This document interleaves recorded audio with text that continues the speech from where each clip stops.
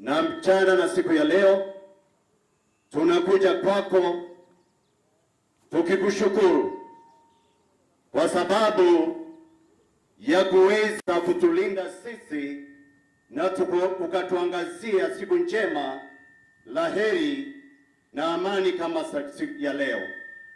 Baba wetu, twakushukuru kwa sababu ya kuweza kuleta wageni wetu, viongozi wa kitaifa na pia viongozi wa katuzi. Baba, katika kikao hiki ya siku ya leo tunakushukuru kwa sababu tunajua wewe ni Mungu na Baba wa amani. Twaomba utujalie amani na uwepo wako, uongozi kuu kutoka mbinguni akatutawale kutoka hapa hadi dhamati. Maana tumeomba yote katika jina kuu na la takatifu la Kristo Yesu Mwokozi, na sote tuseme amen. Asante sana Bishop. Tunaomba sasa tunaweza kuketi na nipishe mfawidhi mwenzangu aweze kuendelea.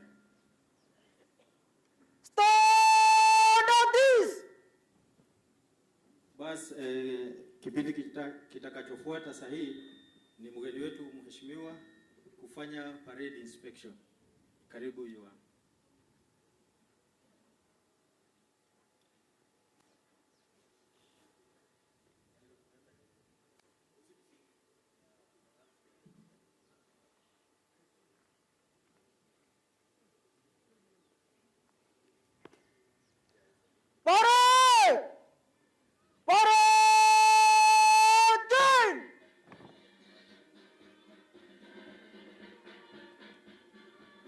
Good morning, sir. Parade formed up, ready for your inspection, sir. Thank you. Vile mnavyoona, mheshimiwa Our Source Imperial anafanya ukaguzi wa gwaride la hawa National Police Reservists. Ambaye ameomba ruhusa ya inspection ni parade commander, kijana ambaye ni shupavu, kijana wa miaka 19, Alvin Kipkoech.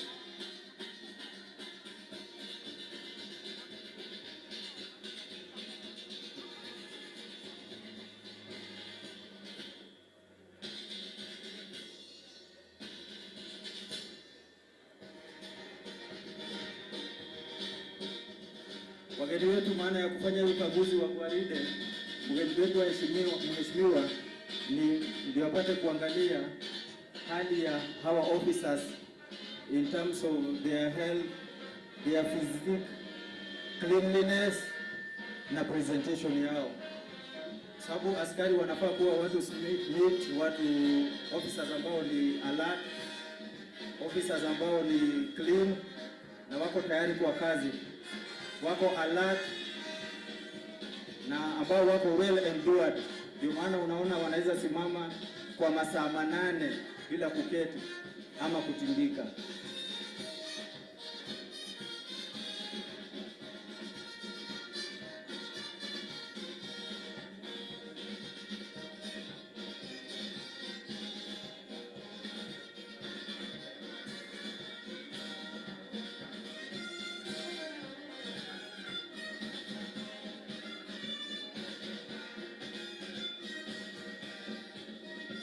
So vile mnavyoona vile wamevalia hawa officers, hiyo ni uniform yao ya kichakani. Huko jangwani msione kama wamechakaa, wamekuwa mazoezi kwa vumbi na nini, na wamevaa nguo light. Hatutaki kuwavalisha nguo ambazo ni mzito kwa saa hii.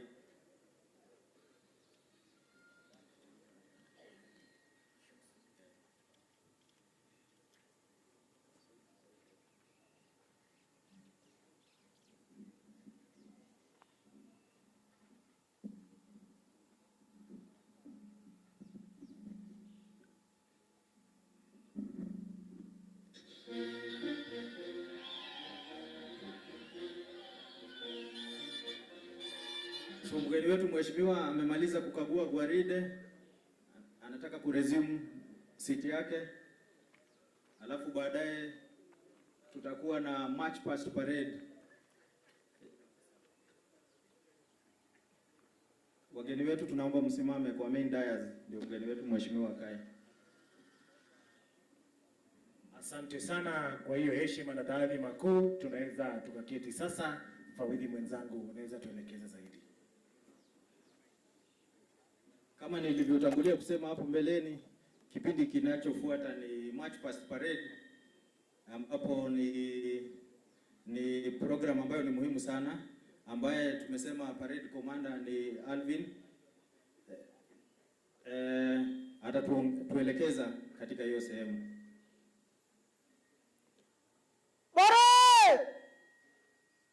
Move to the right. Shoulders, arms. Move to the right, Idris. Right on.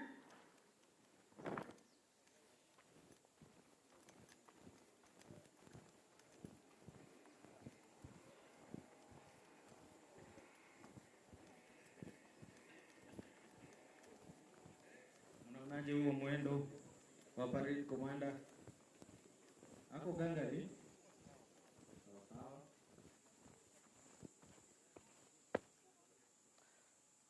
Barat! By the left! Quick march!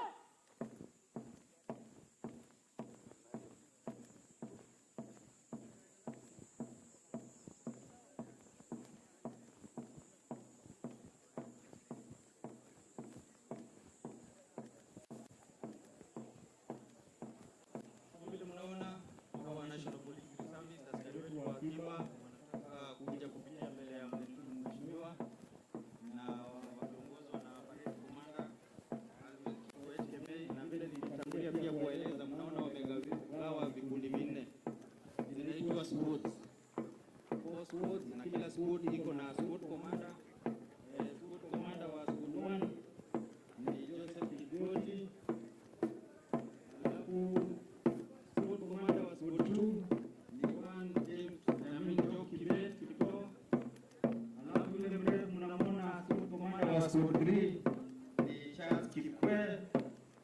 alafu the last but not the least, squad commander wa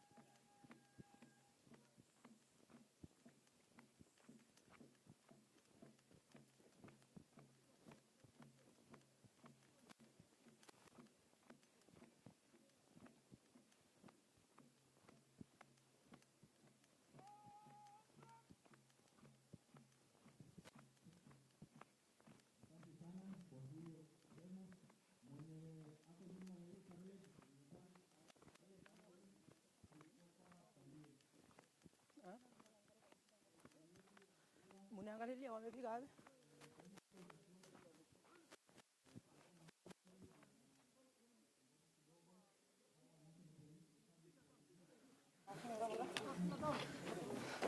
Uy.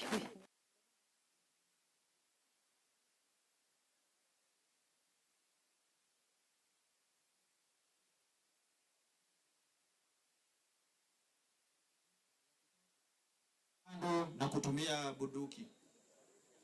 Sawa sawa. So sit back and relax and watch.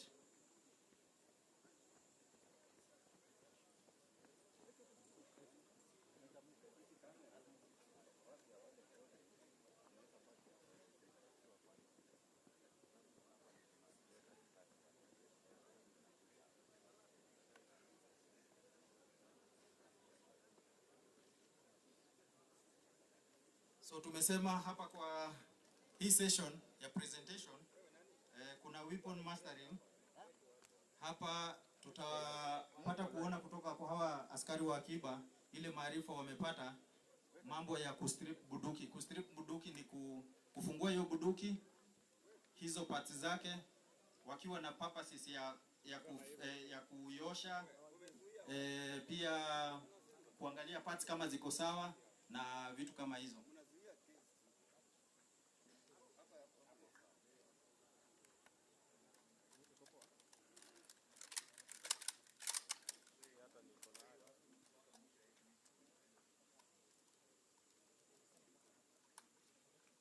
Hiyo ndio inaitwa stripping. Kustrip bunduki ama kubomoa kwa lugha nyingine tu.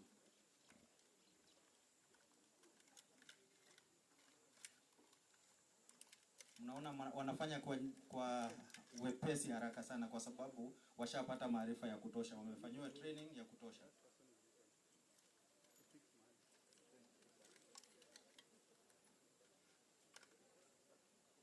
Wamemaliza, karibu wanamalizia, wa pili wa mwisho ndio wanamalizia. Wako na ustadi na wepesi wa kufanya hiyo, sababu hiyo ni minor exercise.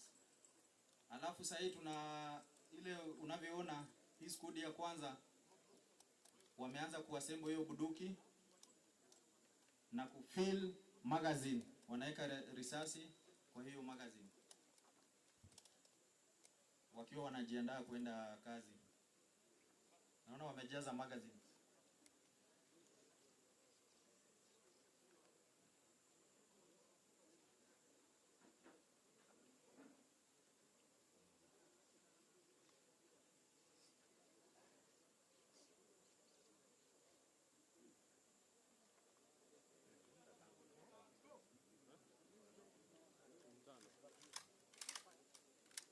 Hiyo ni squad 2 ndio sasa wanafanya vile squad 1 wamefanya hiyo exercise ya stripping bunduki.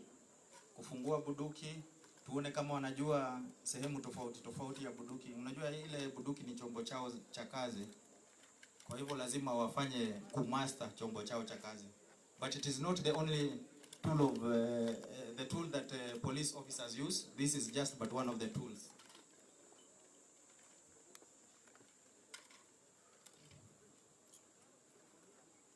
Bunduki inatumika katika hali ya kivita.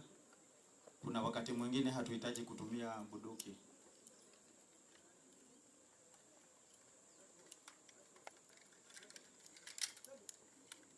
Ndio hao wanarudisha kila sehemu nafasi yake. Ndio hiyo bunduki ikuwe tayari kwenda kutumika katika hali ya kazi ama hali ya kivita. In the worst case scenario. Lakini kwa polisi tunajua ni vitu ambazo zinatokeanga kwa sababu we usually face an enemy who is at times armed.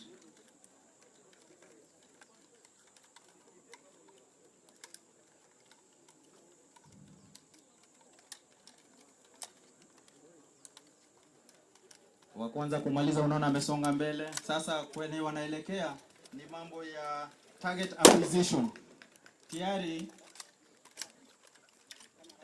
assuming ili zile target ni adui, tunataka tuone kama wanajua kulenga adui shabaha. Kwa mfano hiyo sehemu unaona ya white inaitwa bull, inaitwa bull. Kwa wale wanacheza darts wanajua, so sharp shooters wana aim hiyo bull.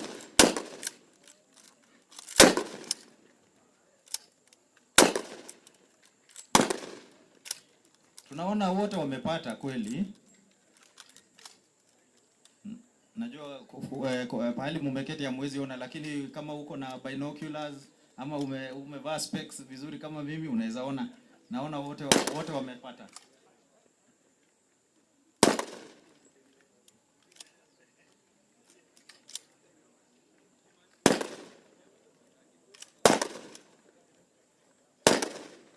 hawa askari wetu wa akiba wamefanyishwa training ya kutosha, na kweli tunaona wamehitimu, ndio maana tukaandaa hii hafla ya pass out.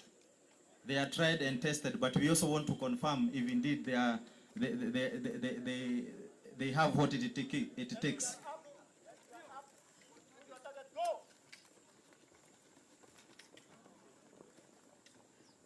Wameenda kwa target kuconfirm kweli kama wamepata. Ukipiga risasi unafanya kitu inaitwa follow through, na unaenda kwa target kuconfirm kweli kama umepata. Hata adui humpigi risasi na unaanza kurudi nyumbani, unaenda mpaka mahali huko kuconfirm kweli kama umempata. Usirudi nyumbani kuambia watu area ni salama na hujui kama umempata adui.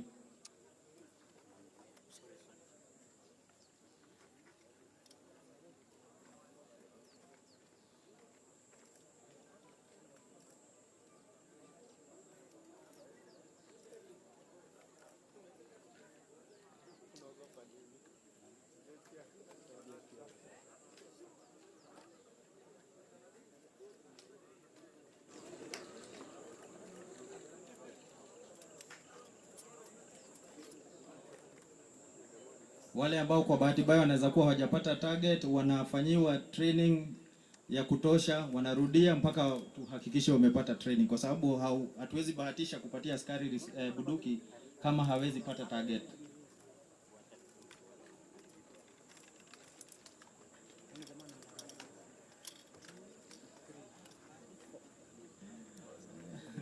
Naelekezwa na MC mwenzangu. Kwa nini mnaona wale wanainama? Wale ni wale pengine hawajapata hiyo bull kabisa, wanafanyishwa mazoezi kidogo. Tunaweza sema ni punishment, lakini si punishment.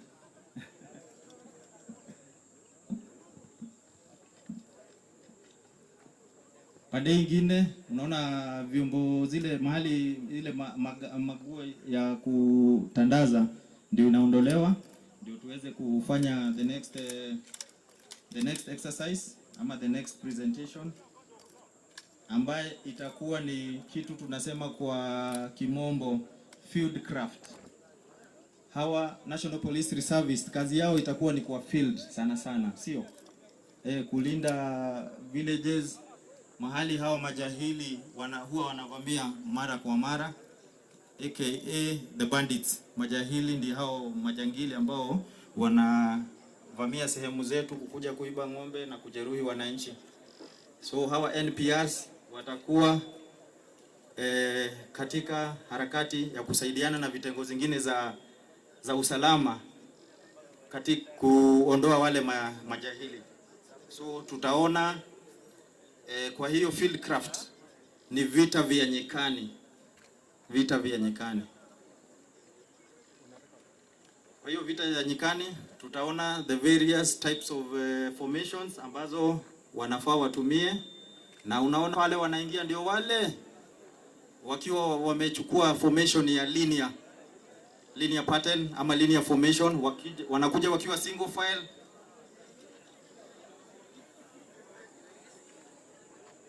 Zinaitwa section battle drills. Hiyo ni single file formation. Alafu tunaomba wale tuko kwenye hema, tafadhali tusisimame tukazuia wengine wasione kinacho. Sana sana hiyo single file inatumika wakati wa usiku. Wakati askari wana advance. Adui ndio huyo, risasi imepigwa. Huyo lazima ni adui. Unaona vile wako wepesi kuchukua position. Hiyo position wamechukua inaitwa extended formation.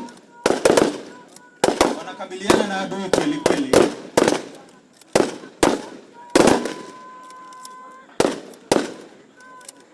Ni kama adui yuko hai, lakini mimi niko na uhakika habaki huyu adui. Hawa maadui hawabaki.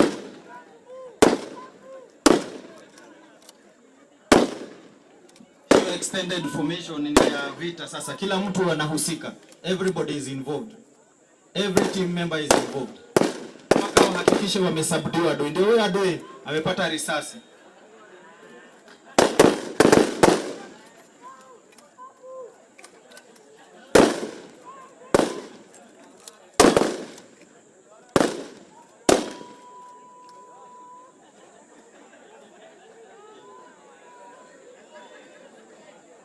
Mnaona movements zao ziko well calculated, hawabahatishi, hawaendi bila pattern, hawaendi bila mpangilio, kuhakikisha hawana casualties wengi. Iweze wajaribu wakuwe na 0 casualties, lakini huenda ikawa kunaweza kuwa na casualty, pengine anaweza pata jeraha kama hiyo.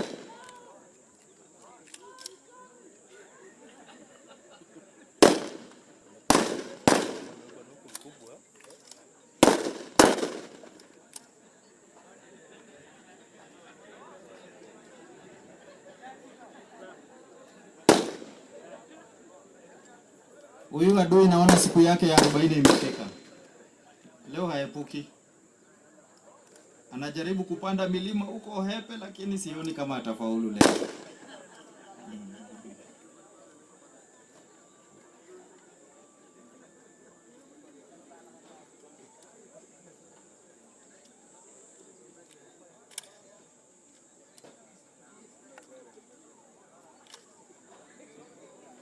Najua mnauliza bona hawamalizi haraka.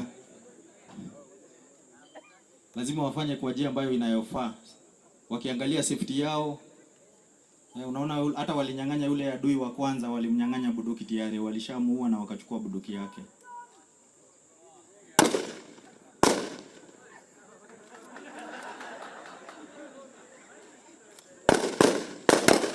Ndio huyo, niliwaahidi. Kama tungekuwa tumewekelea bet mimi ningekula. Hiyo ilikuwa sure bet, nilikuwa najua adui haezi lala leo. Na kuna askari bahati mbaya ameumia, najua amepata jeraha. Naona uzuri hawa askari wetu wametrainiwa kwa mambo ya first aid skills. Ndio unaona wanampea ile first aid service, huduma ya kwanza. Kama alikuwa na bleed, kama yule tunaona yuko hai, asanti kwa Mungu. Amefasteniwa mahali pengine alikuwa na bleeding, mwenzake anayosaidia kumnyanyua, kwa sababu hakuna kubakisha team player nyuma, lazima afanyiwe evacuation.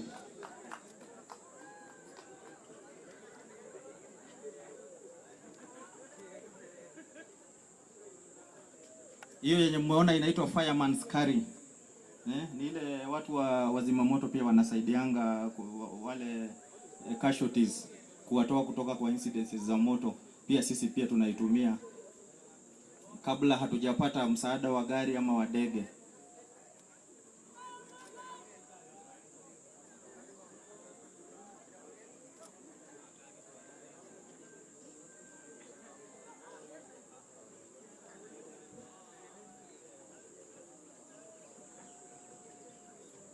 Wakizidi kusonga, tunaona vitu mingi, kuna masomo mengi tunaona katika hiyo fire movement ama hiyo fieldcraft.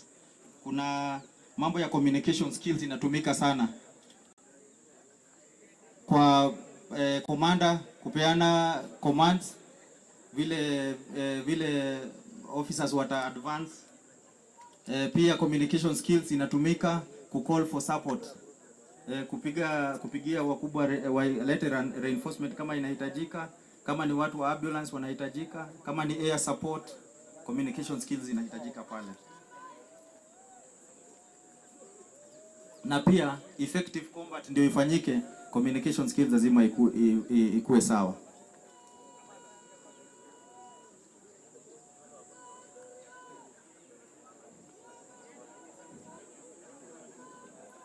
Wamesubdue enemies wote. Sasa wanafanya kitu inaitwa reorganization. Wana converge sehemu moja ndio waweze kufanya briefing na postmortem ya hiyo operation yenye wamekuwa vile imekuwa, waone kama kuna pia waweze kurudi sehemu zao za kambi yao kwa mfano. Alafu pia wakizidi kugoja reinforcement, ile reinforcement ambayo waliitisha, walikuwa wameitisha reinforcement, ikuwe ni ambulance ndio ikuje ibebe wale ambao ni casualties, wale ambao wamekuwa na wounds inflicted on them.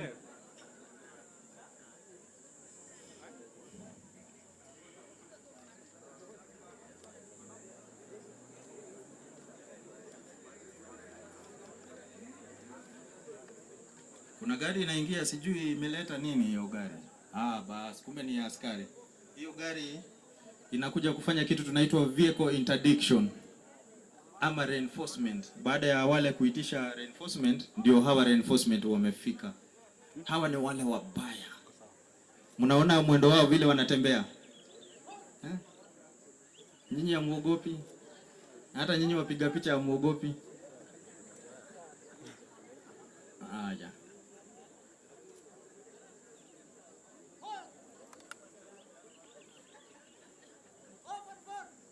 Munaona ile pattern wanachukua, make sure observe all round defense, wanaangalia kona zote, hakuna, munaona mpaka gari kule nyuma ya gari kuna wengine wanalinda nyuma ya gari na kando kando pande zote kuhakikisha hiyo gari yenye inakuja na wao wenyewe wako salama.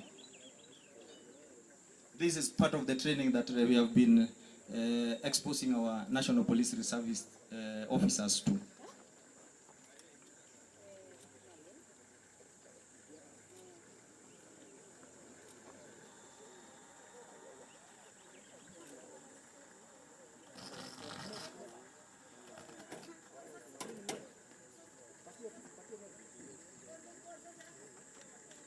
Si mnaona hiyo box iko na medical supplies.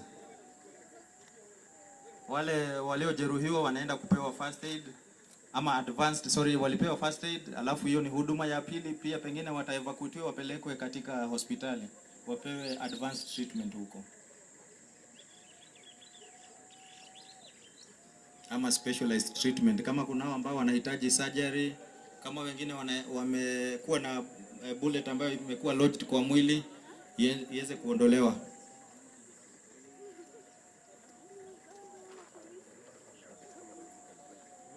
This is a training like no other we have exposed our National Police Reservists to.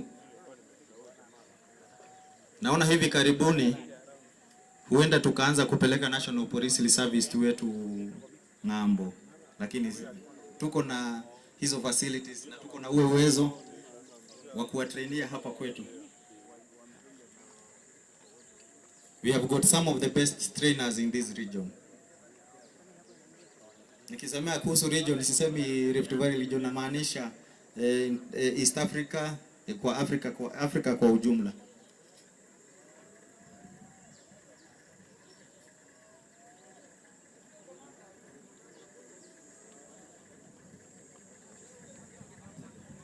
Wale casualties wanazidi kusaidiwa.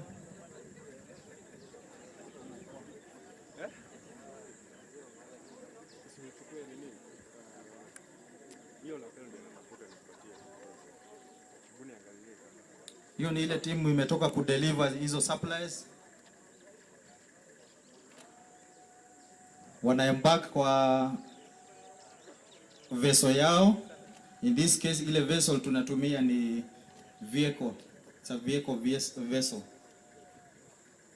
Supplies zinaweza letwa na gari, ndege, huenda hata zikaletwa na meli kulingana hiyo operation inafanyika wapi. Nani wanapiga kingora sasa? Ako na nini? Haya. Najua huyo mwenye ako na kingora lazima ni askari. Ni gari ya askari ndio hiyo. Hiyo ni ambulance. Ni ambulance. Nilitaka kuweka kwa taharuki. Ndio hiyo ambulance imefika kufanyia wale evacuation sasa. Wale casualties.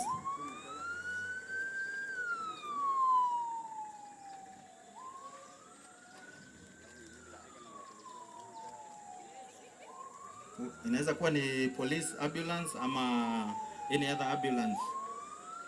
Na iko fitted na medical equipment, tasaidia kufanya evacuation ya wale victims ama wale casualties.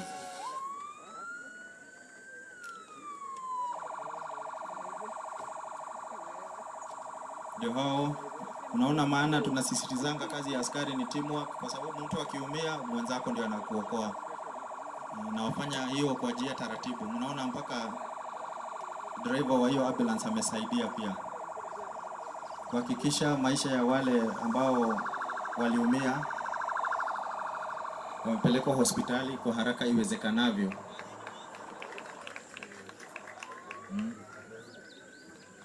Mpaka kumenyesha mvua wa vumbi. Haya.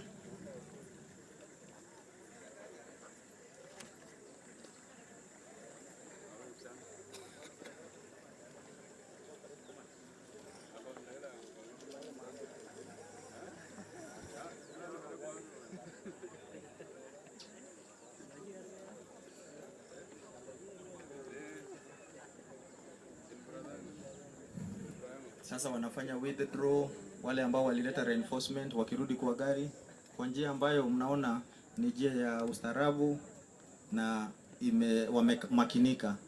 Hawabahatishi kwa sababu pia wao wanaweza fanyiwa ambush ama wafanyiwe madhara na adui.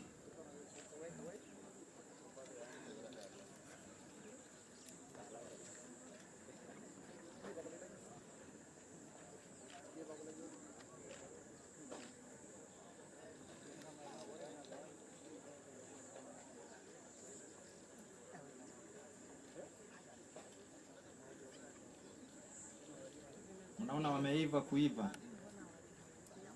You cover me, I cover you. Unaona kila mtu anakava mwenzake. Kuhakikisha hakuna mwenye anayepatikana kwa fire ya adui.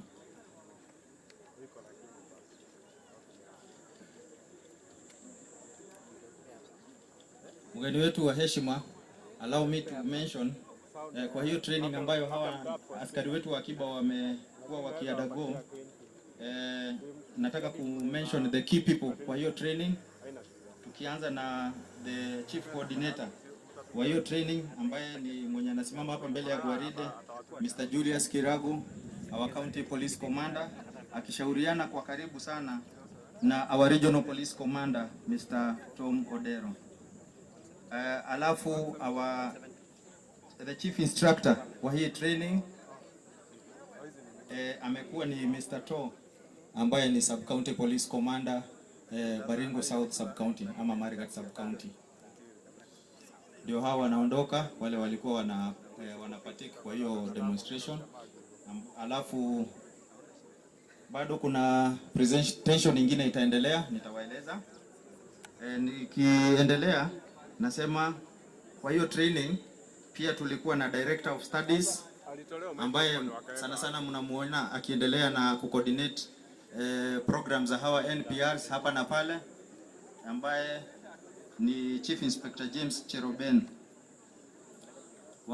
wa GSU. Mnamuona hapa mbele yangu directly hapo mbele ya parade commander, na ako na timu yake support team akina Inspector na wengine.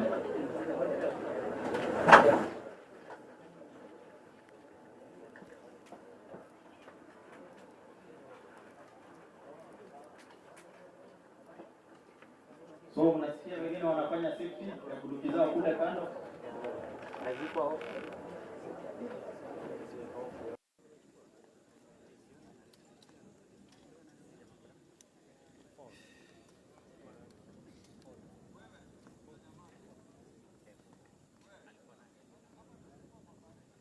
Wote wakiassemble ile presentation ambayo itakuwa ni ya mwisho ama itakayofuata, kwa sababu hatutaki tuchukue muda mrefu. Leo ni siku ya wa guest of honor. Itakuwa ni hawa officers, tunajua wakitoka hapa wataenda kazi na ni lazima wachukue kiapo cha uaminifu, oath of allegiance ama oath of office. Tunataka waape kwa sababu kutoka hapa tunajua wako na vifaa muhimu sana. Wao tayari ni waajiriwa wa serikali na hizo uniform wako nazo, hizo vifaa wanazotumia, kuna namna wanavyofaa kuzitumia with a lot of integrity, a lot of honesty. That is why we subject our officers to undertake an oath of office or oath of allegiance, kiapo cha utiifu.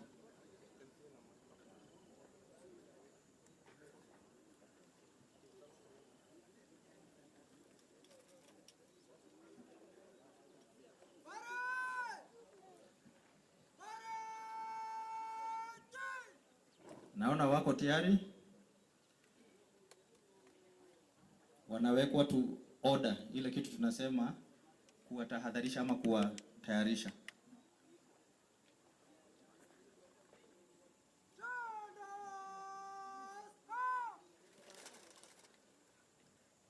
Ataelekeza hii program ya oath of office ni Reverend. Karibu Reverend. I mean Bishop, sorry, karibu Reverend. I mean Bishop.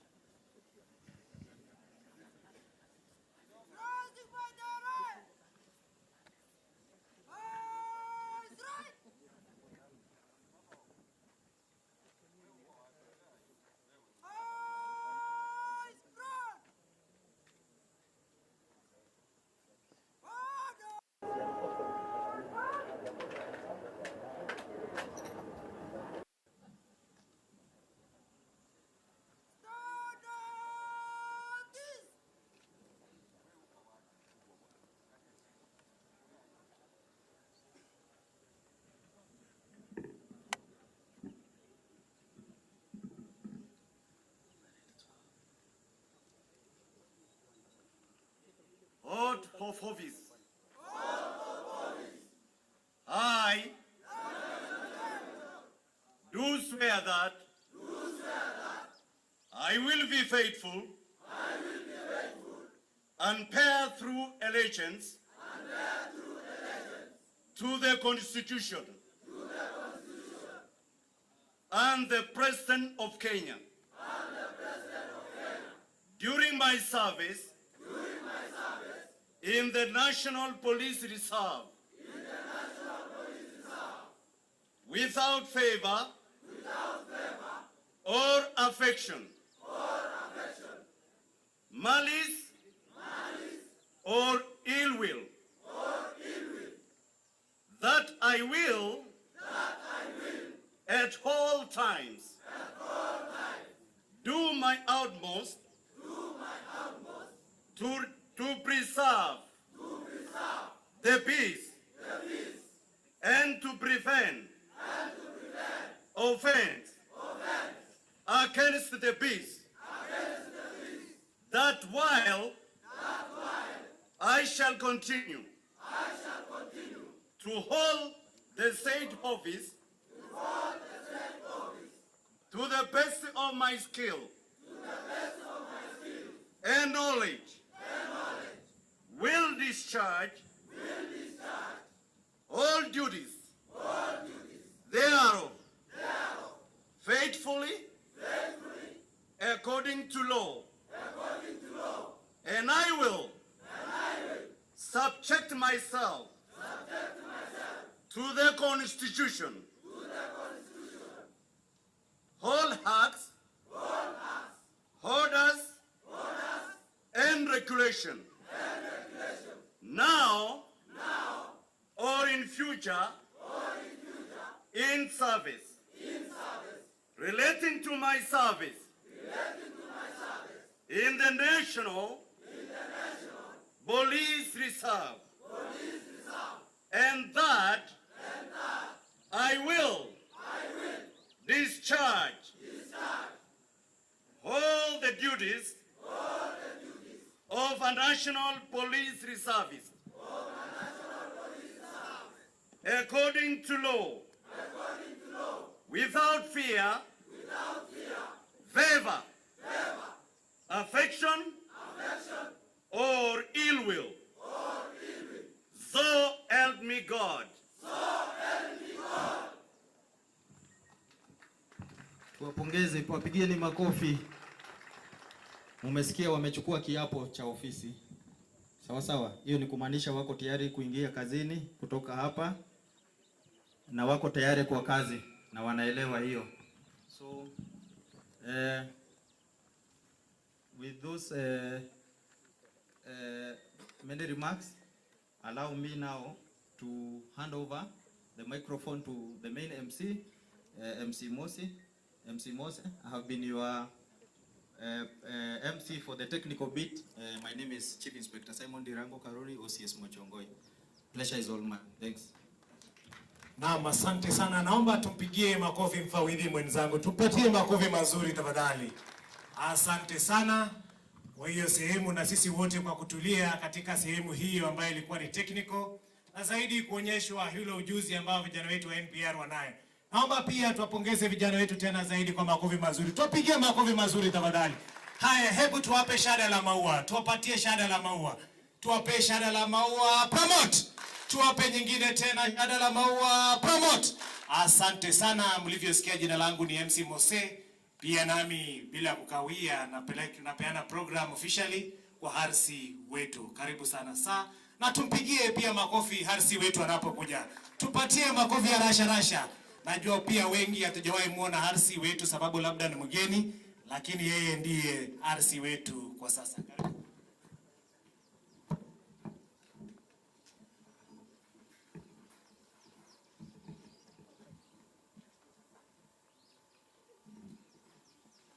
Asante sana. Mgeni wetu wa heshima siku hii ya leo ambaye ni waziri wetu wa usalama Profesa Kithure Kindiki, Mheshimiwa Governor wetu wa Baringo, Mheshimiwa mbunge wa Baringo North, Mheshimiwa mbunge wa Baringo South, waheshimiwa wengine walioko, maofisa wa serikali walioko hapa na mashujaa wetu ambao wako hapa, mabibi na mabwana. Mgeni wetu wa heshima saa, ninakushukuru sana kwa wewe kupata nafasi kuja katika sehemu hii ya Baringo ili kushuhudia na kutusaidia katika swala ambalo liko mbele yetu. Tunashukuru sana juhudi na bidii zako, kwa sababu hawa maofisa wako mbele ambao wanahitimu siku hii ya leo. Tulikuwa tunawaongojea kutoka Disemba mwaka uliopita, na sasa tumeona mafanikio na tumeshukuru sana kazi ambayo wamefanya katika kuhitimu mafunzo yao siku hii ya leo. Mimi nakurudishia shukrani zangu za dhati, kwa sababu hawa vile ninavyosema tulikuwa tumewasubiri kwa muda mrefu. Watakapofuzu waondoke hapa, watatusaidia katika kuimarisha usalama katika eneo hizo mbili ambayo ni Baringo North na Baringo South, ambayo imeathirika na majanga ya utovu wa usalama kwa muda mrefu. Saa kwa jumla ningetaka kupasha habari ya kwamba tumeendesha shughuli ya kuleta usalama katika bonde la Ufa, haswa sehemu ya juu ambayo ni North Rift, kupitia maagizo yako, na nataka kukuhakikishia ya kwamba tunaendelea na kazi ambayo ulitupa, na hatutasaza wale majambazi ambao wanaendelea kutuhangaisha. Tutamenyana na wao kukufa kupona, kuhakikisha ya kwamba wananchi wa sehemu hii na sehemu yote katika bonde la Ufa wameweza kufurahia usalama na uthabiti, sheria na utengamano. Kwa hivyo mimi sitaki kuchukua muda mrefu, kwa sababu hii ni siku yako, na tunashukuru sana kwa wewe kufika hapa siku ya leo ili ujumuike nasi na uweze kuona jinsi tunavyoendesha kazi hapa. Kwa hivi sasa, kwa ruhusa yako saa, ninataka niwaalike viongozi hapa waweze kuzungumza machache kabisa, kwa sababu siku hii ni siku ya harusi, na tunaona vile vijana wako tayari, wako na mori, wanataka kutoka hapa kwenda kusukumana na hawa jamaa, na nina imani kwa sababu ile bidii wameonyesha hapa, hawa majambazi wako taabani vile ninavyoona. Na kwa hivyo mara nyingi wamesema tunaongea tu upepo, lakini leo nafikiri mambo yameonekana, na ninawaomba viongozi wakija hapa tuchukue muda mchache kabisa ili tuweze kukamilisha ratiba ya siku hii kwa njia yake pekee. Kwa hivyo nachukua nafasi hii sasa kumwalika Mheshimiwa Kamuren aje azungumze na aweze kuendesha sehemu hii inayobaki ili tuweze kukamilisha siku hii ya leo. Karibu Mheshimiwa.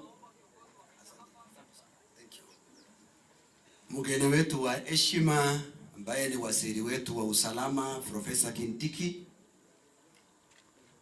Gavana wetu wa Baringo Gavana Cheboy, Senator wetu wa Baringo Cheptumo, Mheshimiwa mwenzangu wa Baringo North Honorable Maklap, viongozi wa serikali wakiongozwa na RC wetu, County Commissioner wetu, na wale viongozi wengine ambao wameambatana na waziri, waheshimiwa MCAs wetu, Deputy Speaker wetu, pamoja na MCAs wale waka kanisa, viongozi wa tabaka mbalimbali, au wanaume askari wetu NPRs na wananchi wote, amjambo. Amjambo tena. Asante sana. Yangu Bwana Waziri itakuwa mafupi kwa sababu ya wakati.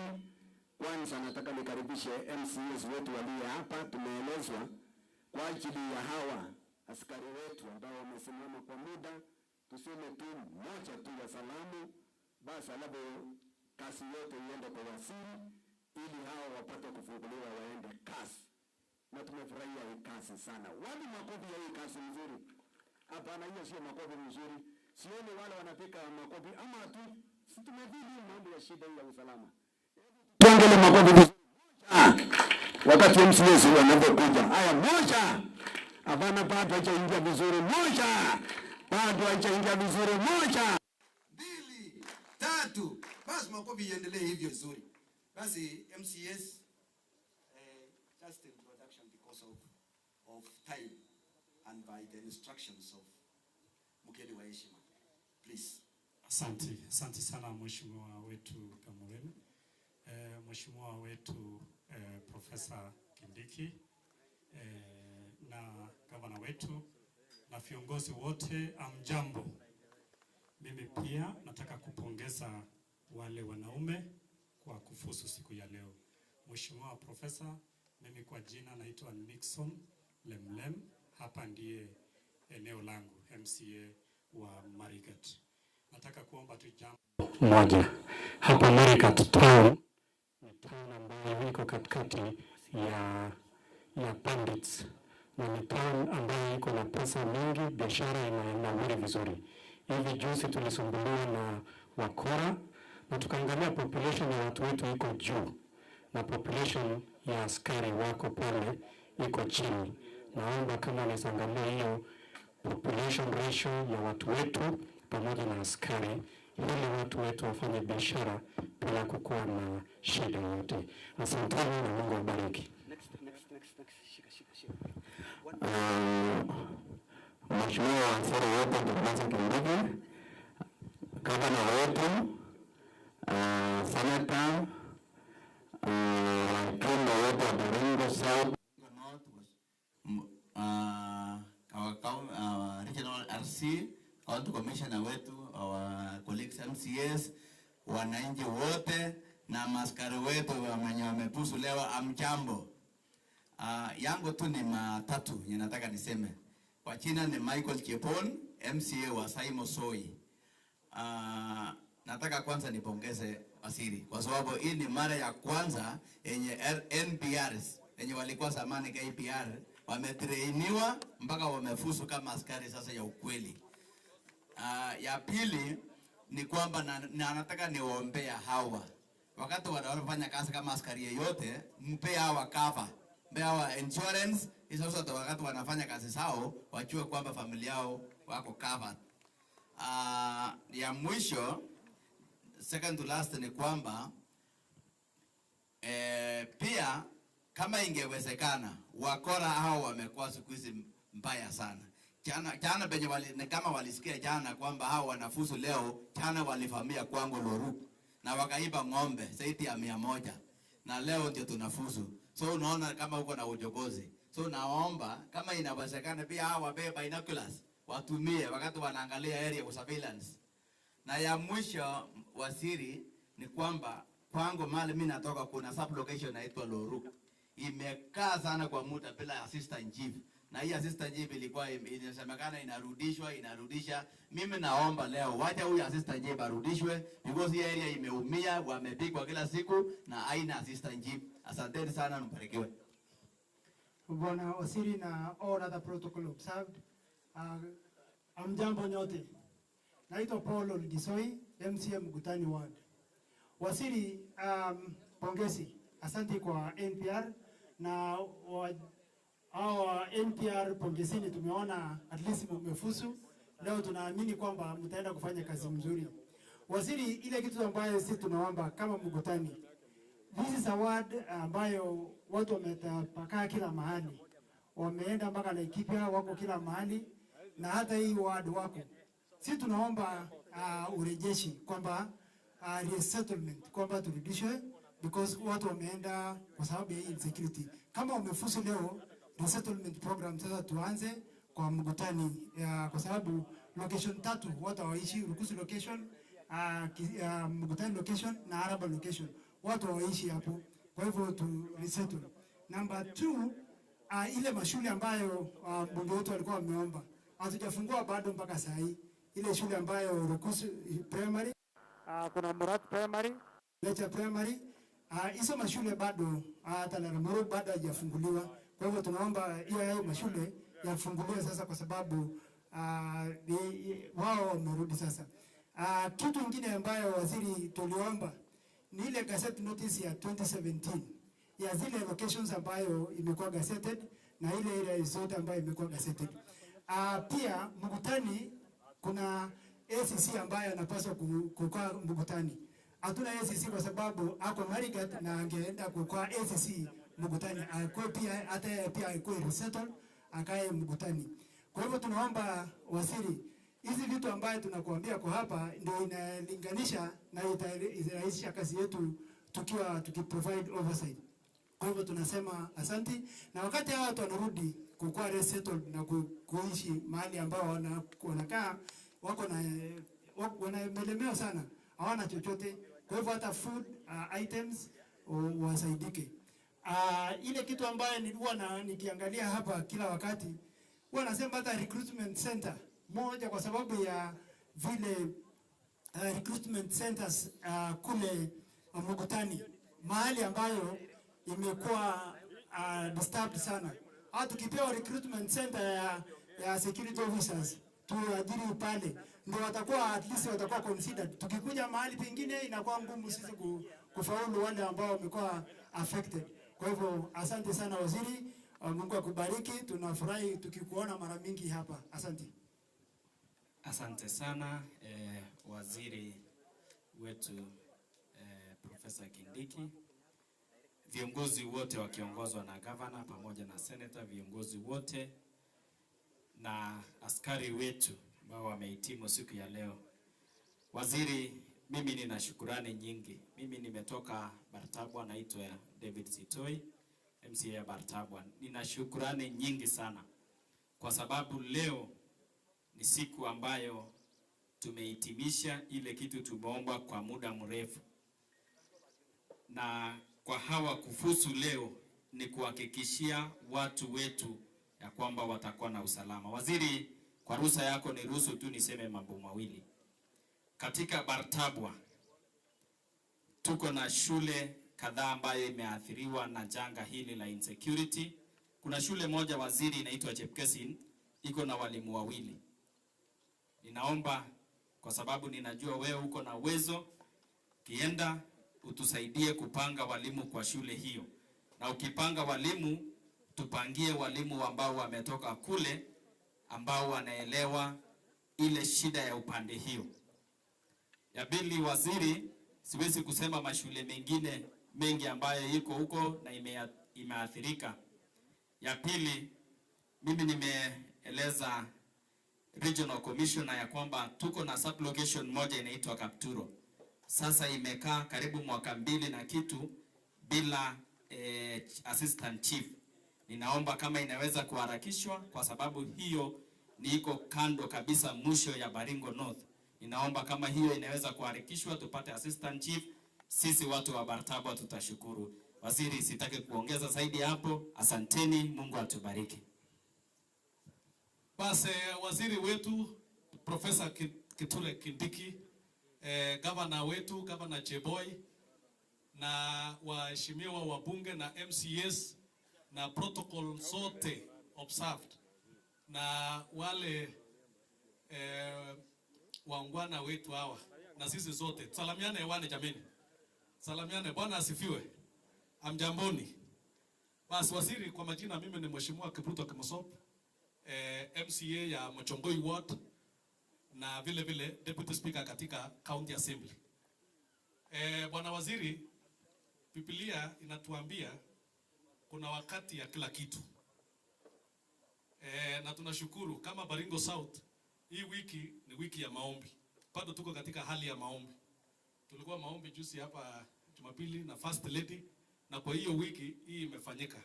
Siku ya leo ni siku ya kutoa shukrani. Ni siku ya kushukuru.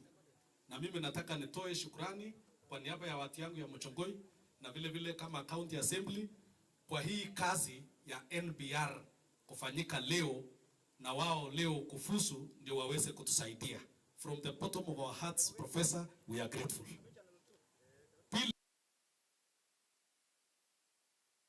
Ile training iko hapa.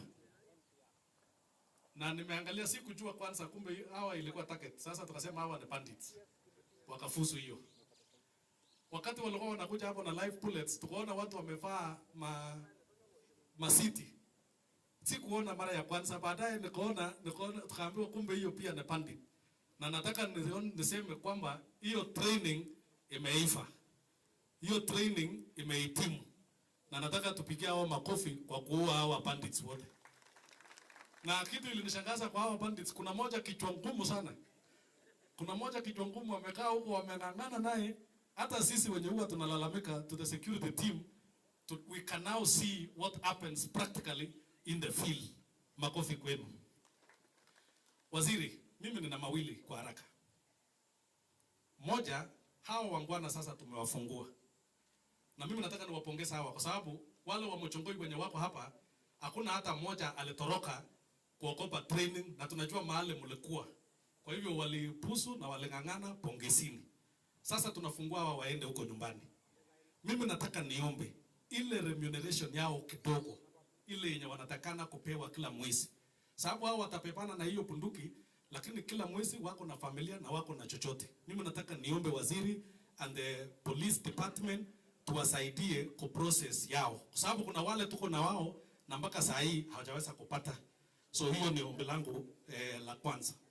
Na tuwa governor Cheboy, najua tumekuja kukuona kama MCS from the affected areas. Wakati tunasukuma national government wasaidia hawa vijana ku process chochote, sisi pia kama county tushirikiane tuone kwamba watalala njaa. Sababu sasa watapepana na bunduki na hawatakuwa na kitu ya kutumia baadaye. Lingine waziri, ni tumeona roho yako na ni muhimu tuseme kama viongozi ya Baringo. We have seen your heart. You have been very committed. Ulikuja siku ile kwa banditry area, umekuja tena hata comfortably. Sisi hatukujua, tunasikia tu uko hapo, umepita hapo. Tumekuona ukijibu mbunge yetu Mheshimiwa Kamren kwa njia mzuri kule bunge, ukijibu mambo yetu kwa njia mzuri. And we have seen you up to your heart. We want to say from Baringo, we are grateful. Tunashukuru. Ili wakati unautuhudumia isionekane kama unahudumia watu wenye hawana shukrani, unahudumia watu wenye wanalalamika tu. So hata ukirudi tena kesho na kesho kutwa na hata huko mbele, wewe ulisimama na William Ruto. Hata huko mbele waziri, hakuna shida. William atakula yake hii, akule hiyo ingine, kwani hiyo ingine si hata profesa anatoshea. Iko makosa. So from Baringo we are wishing you very well. Lakini kuna mwanaume na nataka nikutume DIG. We have seen you Kabo, you have been here. Kuna mwanaume hapa tunataka tutoe msimamo yetu hapa. Vile tunamwona profesa aking'ang'ana akikuja hapa mara mingi na ni waziri. Na vile tumemwona hata akienda bunge. Tunataka pia tumuone Inspector General wa Police. Yule ambaye anasimamia polisi Kenya mzima. Tunataka tumuone. Wakati kulikuwa na maandamano huko Nairobi ya Raila, tulimwona hiyo nduma alitoka nje na akakodoa macho, akamwambia Raila utaenda ICC na akaaripika. Sasa tunataka Inspector General tafadhali kuja kwa banditry aripika hata hapa, msaidiana na profesa. Ili isikuwe Nairobi peke yake, tunataka tukuone hapa ground. Asante, Mungu awabariki. Asante sana waheshimiwa MCS wote. Mungu na wabariki, mmechunga sana. I want now to welcome my colleague Mheshimiwa wa Baringo North, Honorable Makla. Karibu. Wapi makofi moja. Asante. Asante sana Mheshimiwa Kamren, mgeni wetu Mheshimiwa Your Excellency Professor Kindiki, Governor wetu wa Baringo, Manager Boy, Senator wetu Mheshimiwa Jeptumo, DIG na line yake yote ya security Bwana Kapo, RC wetu wa Rift Valley Bwana Hassan Habdi, na serikali upande huu mpaka chini, pamoja na wale wamefusu siku ya leo kama NBR kwa Baringo. Nataka nichukue nafasi hii kwa niaba ya watu ya Baringo North kusema Waziri Kindiki, karibu sana katika eneo hii ya Baringo. Thank you so much. Kwanza waziri, nichukue nafasi hii kukushukuru kwa kipekee kama waziri ya serikali yetu ya Kenya Kwanza, ikiongozwa na rais wetu mpendwa William Ruto, kwa kuwa waziri ambaye ameweza kujitolea kwa taifa kushughulikia maneno ya usalama. Wewe you are first minister in this government who has spent time, energy, mentally, psychologically to deal with banditry across the Republic of Kenya na hata hapa kwetu Baringo. Ongera waziri, you are a masterclass of your own. Peleka pia shukrani wetu kwa rais mpendwa Mheshimiwa William Ruto, kwa sababu yeye mwenyewe alikuja sehemu hii akiomba kura na akasema kama sio wakati hii ni hivi sasa. Hii maneno ya ukosefu ya usalama katika bonde la Ufa kwa Baringo North hapa na Baringo South na Samburu na Marakwet na Turkana itakwisha. Mweleze Mheshimiwa Rais asante, tumeona mkono wako katika hii safari, na kweli serikali imecharibiwa ya kutosha. Serikali hii yetu imecharibiwa na bandits ya kutosha. Hata jana hapa kwangu Baringo North, Loru, wanajua wewe unakuja, wanaanza maneno. This is the biggest problem that we have here. Yaani saa ile rais au waziri yake anakuja hapa, maneno inafanywa. Juzi prayers hapa, baada ya prayers maneno inafanywa. Hii waziri ni madarau ya kutosha, na ina madarau inatoka sehemu moja katika kaunti hii ya Baringo. Baringo South are victims, Baringo North are victims, Marakwet are victims, Samburu are victims, Turkana are victims, Laikipia are victims. So we have one problem, one community disturbing everybody else, and we must call by their names. This is why we are saying enough is enough. Kama hii serikali ya William Ruto na waziri Kindiki ambaye hii maneno itakwisha, haiwezi kuisha.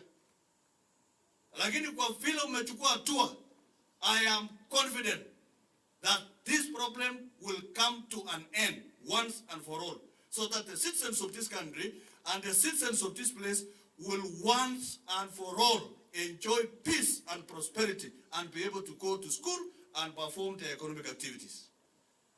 Your Excellency Waziri, mimi nimesaliwa mpaka huko. Baringo North inaumia kwa sehemu mbili waziri. We are facing an attack and we have lost 3 people, and you have supported me 100%. Pande wa Elgeyo Marakwet na pande wa Baringo North kwa sehemu inaitwa Kenyachi. Mheshimiwa Waziri, katika mpango yako nimekueleza ya kutosha. Sehemu ya Kenyachi hapo inaitwa Terrain na nimeeleza Kabo. Weka kambi. Weka kambi, it will protect Pokot, it will protect Elgeyo Marakwet, and it will protect Chuken from Baringo North. That is a strategic location. Vile vile waziri, we have now a problem from this border to Loruk where we were yesterday. And I'm very sure the recruitment of 100 NPR from Baringo North ni safari ya kuangamiza wachangili katika sehemu hiyo. Ningewaomba NPR wetu wote kutoka Baringo North mpaka Baringo South, kila asubuhi muombe, peleka maombi yenu kwa Mwenyezi Mungu. Kila asubuhi mjiandae na mcooperate na ile security forces ambaye pia mnafanya kazi pamoja. Mjitolee ufanya kazi na hawa. Na nyinyi wa security forces wale wetu regular, msaidia hawa kuendelea na hii maneno ya training. I want to call upon you to work in unison. Mufanye kazi kama team. Waziri, wewe unajua welfare ya hawa. I will not tell you from the shoe to the top to their families. You know it, Waziri, and I want to say that is a good job. I'm sure it will happen. Maneno ya DCC, I have already done a presentation to you. You have a report. Maneno ya walimu, we have come to you in public and in private, and I'm sure you have a solution for that. Maneno ya chakula, RC na sehemu hii ya Saimosoi, muhakikishe there is continuous supply of food in that particular area. Waziri, ile maneno tulifanya na wewe, nilikuja tukaongea tukasikizana, maneno ya boosters ya communication must. Tayari ile ya Bartabo inaendelea, is about to be completed. We need to complete the others so that we now have a proper communication, so that even when bandits are pursued, we are pursuing in an area that has proper communication. Waziri, mimi nimekueleza mambo yangu yote. What you require at the moment for these security people, kulikuwa na helicopter ya police. Imagine jana waziri, hapa Loruk saa 4 kama hii, watu wanakuja kuvamia watu mpaka soko. Kama tungekuwa na helicopter hapa Laikipia, hawa hapa Kimalel, ingeruka tu juu, pop, in the next 2 minutes, those cows and everybody will have been recovered. If you find favor, Your Excellency, secure a helicopter for the security forces in this region so that they have a prompt action so that they can be able to reach everywhere. And finally, you have been told about the units. I have one division called Kinyach, and we have so many other units that we have shared with you. And the good thing, Waziri, you always invite me to discuss issues. Kapo yale yote ambaye huwezi kusema kwa hii jukwaa, ile plan kamili ya kumaliza, please implement. We want from now going forward, sisi waheshimiwa hatutaongea, we just want action to continue. Action. We cannot tell you what we have planned. Let the government do its job, and we have a Waziri masterclass. Vile mheshimiwa nani amesema hapa, I have faith in Professor Kindiki. This is one humble citizen who is ready to work for Kenyans regardless of where they come from. He has a great future for Kenya. Waziri, I wish you well, whatever that takes. That is my plea on behalf of people of Baringo and Baringo North, that we are supporting you 100%. And finally, Your Excellency and your team, you are welcome to Baringo North. And when you come, start from Kinyat, and we finish here in Saimosoi in one day, and we shall remember you forever.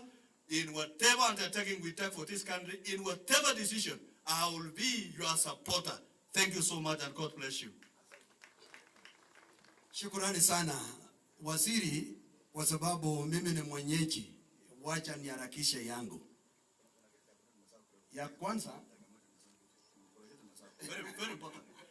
Kuna kitu MC amesema hapa. Na hiyo maneno tu, Waziri, you don't need to answer that. We have reinstated that chief ya hapa Lorok namna RC, na hata amepewa uniform, ako sawa.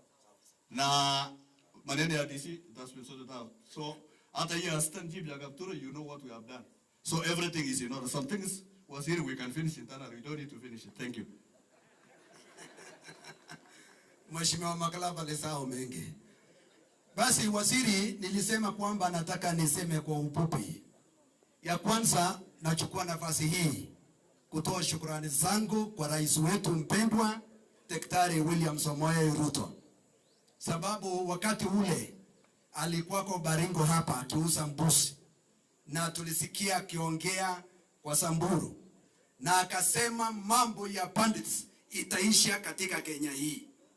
Mimi nasema shukrani rais wetu, kwa sababu tumeona sasa hatua, na kwa hakika tangu ushike ushukani, hii mambo ya bandits imeanza kwenda chini, sio kama hapo awali. Na najua hii itachukua muda kidogo na itaisha.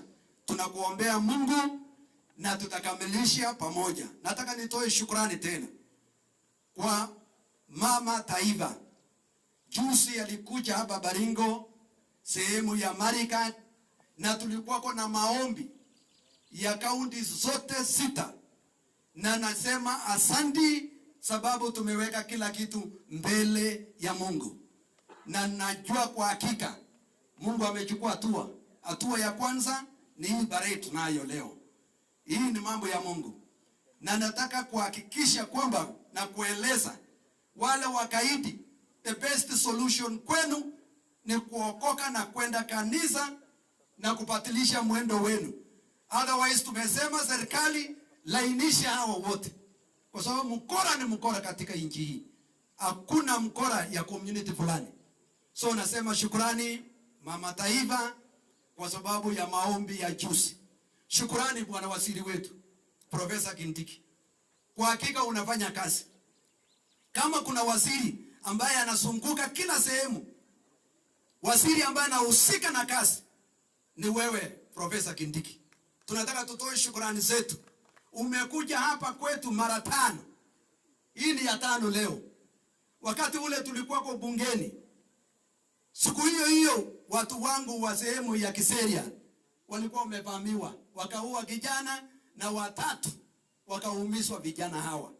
Niliweza kukuuliza kwa bunge la kitaifa, na kwa hakika waziri ulijibu na ukasema unaenda toa NPR 100 ya Baringo Kusini na 100 ya Baringo North. Na kwa wiki chache ndio hii kazi sasa ambayo tunaona. Shukurani kubwa sana waziri, kwa sababu yale unasema unatimiza. Juzi ulisema kwamba unakuja kugraduate hawa, na kwa hakika umekuja. Leo tuko kwa hiyo kazi.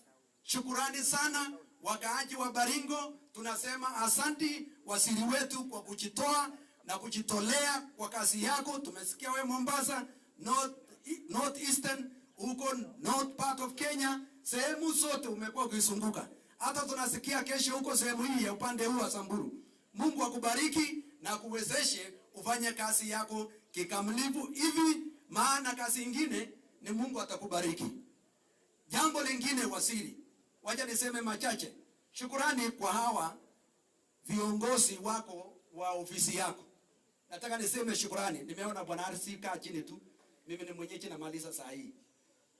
Nataka niseme asante sana kwa sababu ya wale ofisi yako wanafanya kazi mzuri, kuanzia RC huyu pamoja na county commissioner na askari wako wote wanafanya kazi. Naomba tu kwamba wale ambao wamefanya kazi mzuri, bwana waziri, saidia hao kwa promotions. Kwa sababu naona kazi mzuri. Kuanzia hii sehemu yangu ile kazi imefanyika hapa, natoa shukrani kwa askari sana. Saa hii wataenda kuungana na hawa na wataendelea, na nina hakika kwamba ile location zangu 3 ya Rugus, Arabal na Mukutane, watu wangu sasa wataanza kurudi nyumbani kwa sababu hiyo kazi mzuri ambayo ofisi yako inafanya. Wewe saidia tu kumotivate hawa. Na kuna askari moja ambaye amefanya kazi sana, sitaki hiyo aondolewe kwa Baringo ikiwezekana, mpaka tushike line kwa njia nzuri. Shukrani na pongezi hao vijana. Shikeni kazi, tufanye kazi pamoja. Mimi niko pamoja nanyi na bwana waziri. Tumesema kwamba tutasaidiana. Kwa sababu hawa hakuna mshahara. Na kwa sababu hawa hakuna mshahara, wale tumesema wale wanayo watoto wa university na hata watoto wa shule ya upili, tutaweza kuwasaidia kwa ile line nyingine bwana waziri, kwa upande wa basari, ili nao washughulike na kazi hii msituni na watoto wao wasitolewe kwa mashule. Hiyo ndio kiwango sisi tutafanya katika upande wetu, tukisaidiana kwa hii kazi. Najua mnaye program kubwa kama serikali kwa ajili ya hawa vijana. Jambo lingine bwana waziri, tulikaa chini na wenzangu na watu wangu stakeholders ya Baringo South, na tukakubaliana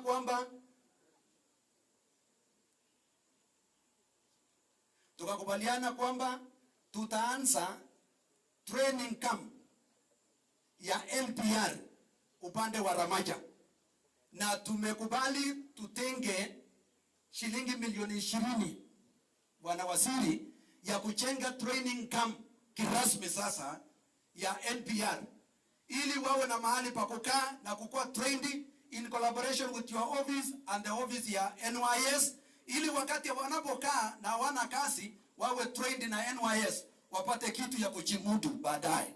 So shukrani, uwasaidie. Najua wewe unaye mpango safi, na nimeomba ile mabarabara ya security ipangwe, vile ile mambo ya mashule. Najua KDF walikuwako juzi, tuelewane. Na nataka niombe KDF, kwa hii kazi mnaanzisha ya mashule, hapa wakati rais alikuwa kwa mwaka uliopita alitoa amri hiyo mashule 5 ya Ngeleja, ya Laramoru, ya Partalok, ya Ramaja, ya Murad na Rukus ifunguliwe.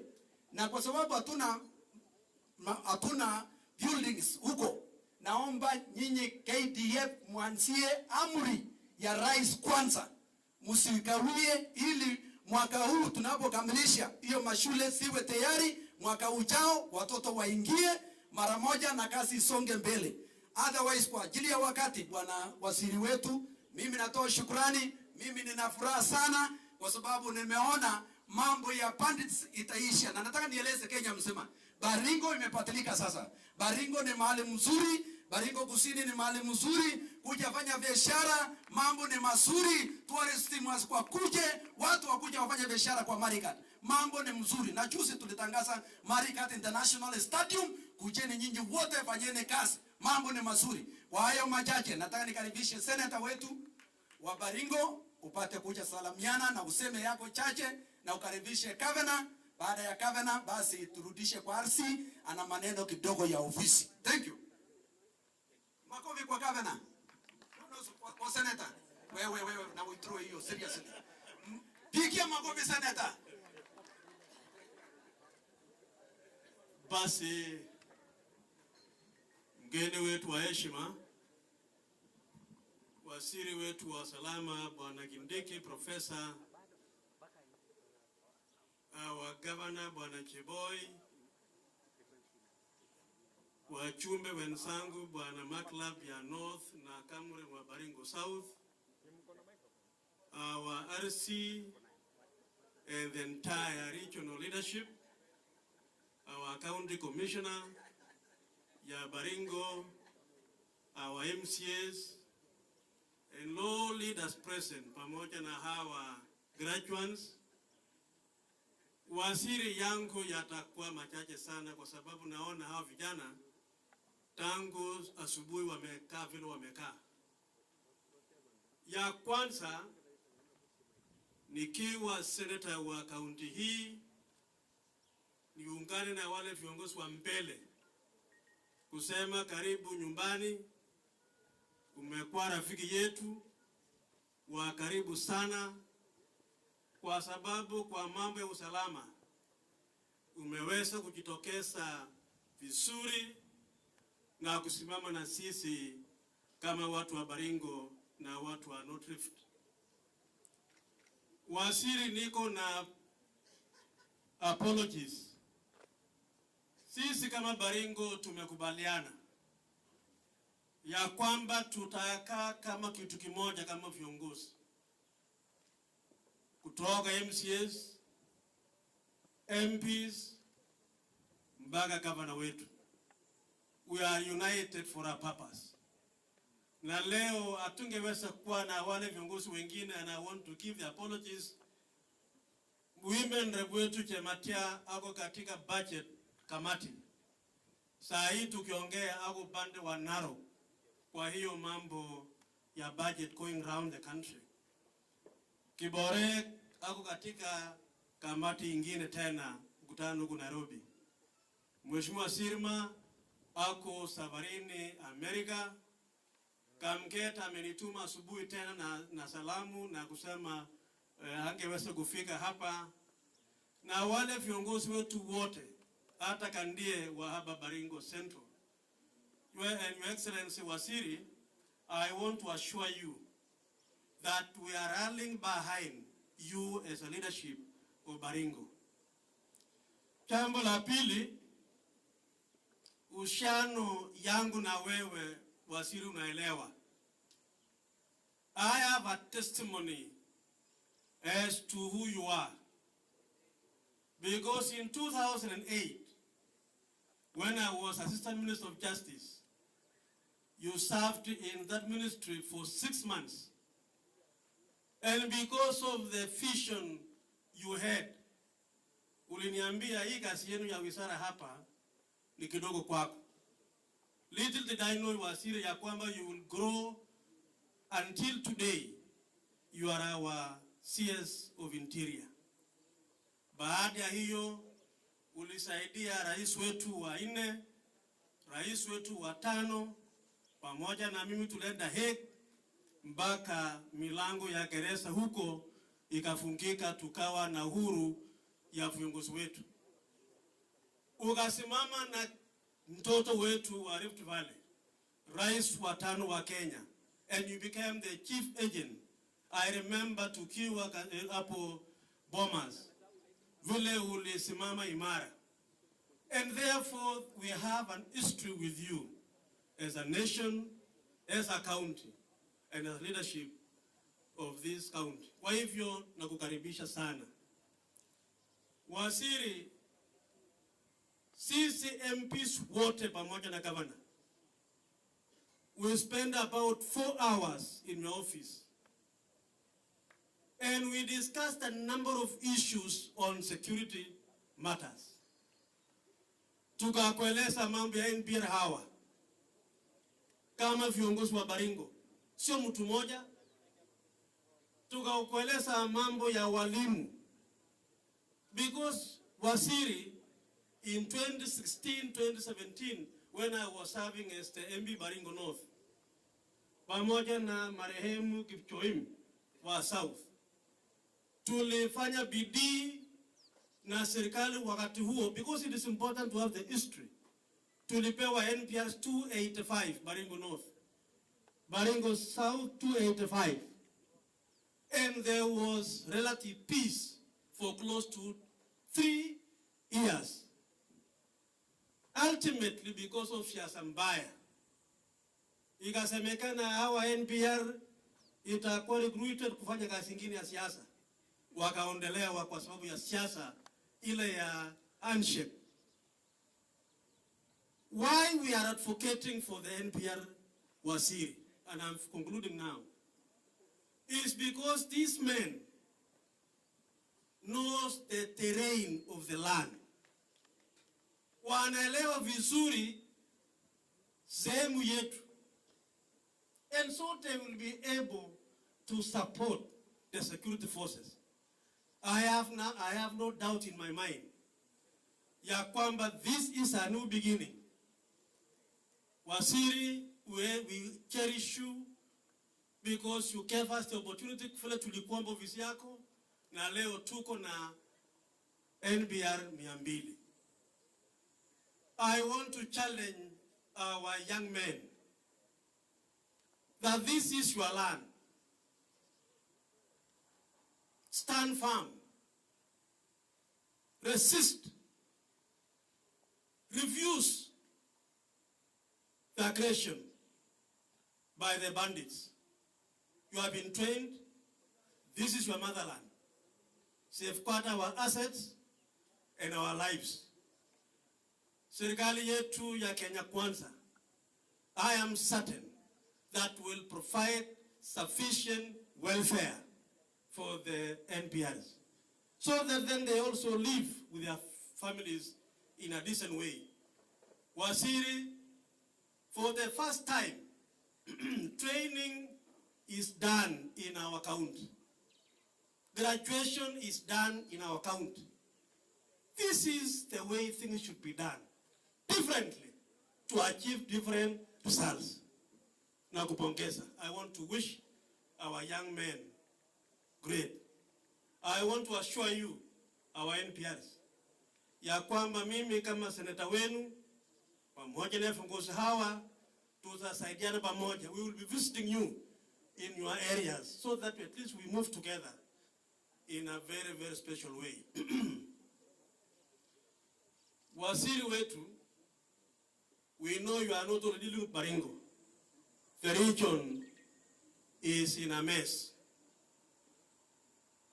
If you ask Cheboy today and all the elected leaders of Baringo, our agenda number 1 during the campaign of Kenya Kwanza was peace and security. Peace and security. And William Ruto, our president, when we went to see him in the State House as leaders before we saw you, he assured us, and he has done so publicly, that Kenya will be safe. It is this administration that is going to bring to an end the menace of cattle rustling. And I asked him, Your Excellency, how will you do it? Mzee Kenyatta failed. Mzee Moi failed. Kibaki failed. And Uhuru failed. How will you do it? The answer was, I have a plan. And that is why, and Wasiri, how he spoke to us about the security roads. Then this one he spoke about letting the KDF to participate in building our schools. About the NPR. I have no doubt ya kwamba kilichoko na mwanzo lazima iwe na mwisho. That is my prayer. And God will use you, Wasiri, in this government, with the help of the President and all of us, to bring peace in this area. I want to conclude by saying, when I was a member of Parliament again, we pushed for a number of new administrative centers, new units, new locations, sub-locations, divisions, and so on. 2 weeks ago, Bwana Wasiri, you came before Senate. And I remember I stood in that house. Na mimi nikakueleza swali moja. When are you going to actualize those units? And you gave a very good answer. It will be done. And based on the areas affected. I think Baringo is one of the affected areas. Wasiri, I want to plead with you. Please begin with Baringo. Those new locations and sub-locations and divisions, it will help to enhance our security in our region. I want to thank the county commissioner, the new man, and our RC, and the entire security leadership in our county. You have our full support, and we look forward to doing this. Your Excellency, I made a request to you yesterday when we met.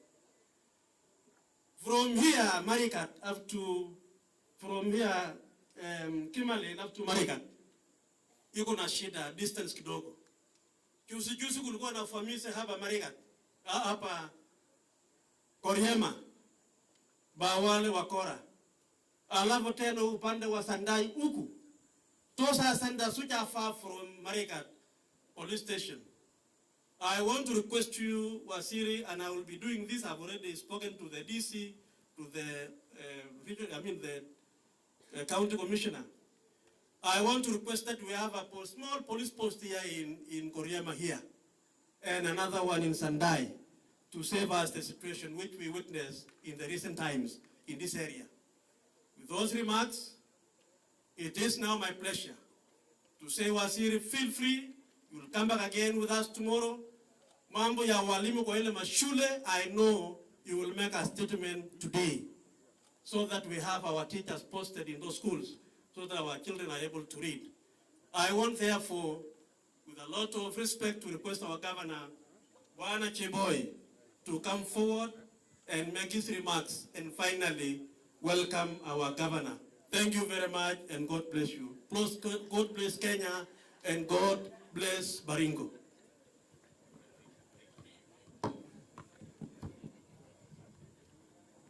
Asante sana Senator wetu wa Baringo, Mheshimiwa Cheptumo, kiongozi wetu mgeni, waziri wetu na rafiki yetu Mheshimiwa Kindiki, viongozi wenzangu wakiongozwa na senator wetu, wabunge wetu wa National Government, Mheshimiwa Makila, Mheshimiwa Cameron, Mheshimiwa na waheshimiwa wabunge wetu wa County Assembly ambao wako hapa wakiongozwa na Deputy Speaker, na viongozi wote wa National Government ambao wako hapa wakiongozwa na Regional Commissioner na the Uniformed Forces wakiongozwa na DIG Gabo, vijana wetu ambao wanafuzu siku ya leo, wananchi wenzangu wa sehemu hii ambao wako hapa, Mimi sitasema mengi kwa sababu najua masaa yameyoyoma. Sisi tu kama county tunashukuru, we are very happy your waziri, because maybe people don't know that sisi kama county ya Baringo tuko Kenya hii na tunashindana na counties zingine kwa mambo ya maendeleo. County hizi zingine hazina mambo ya shida ya insecurity ambayo inazuia maendeleo yetu.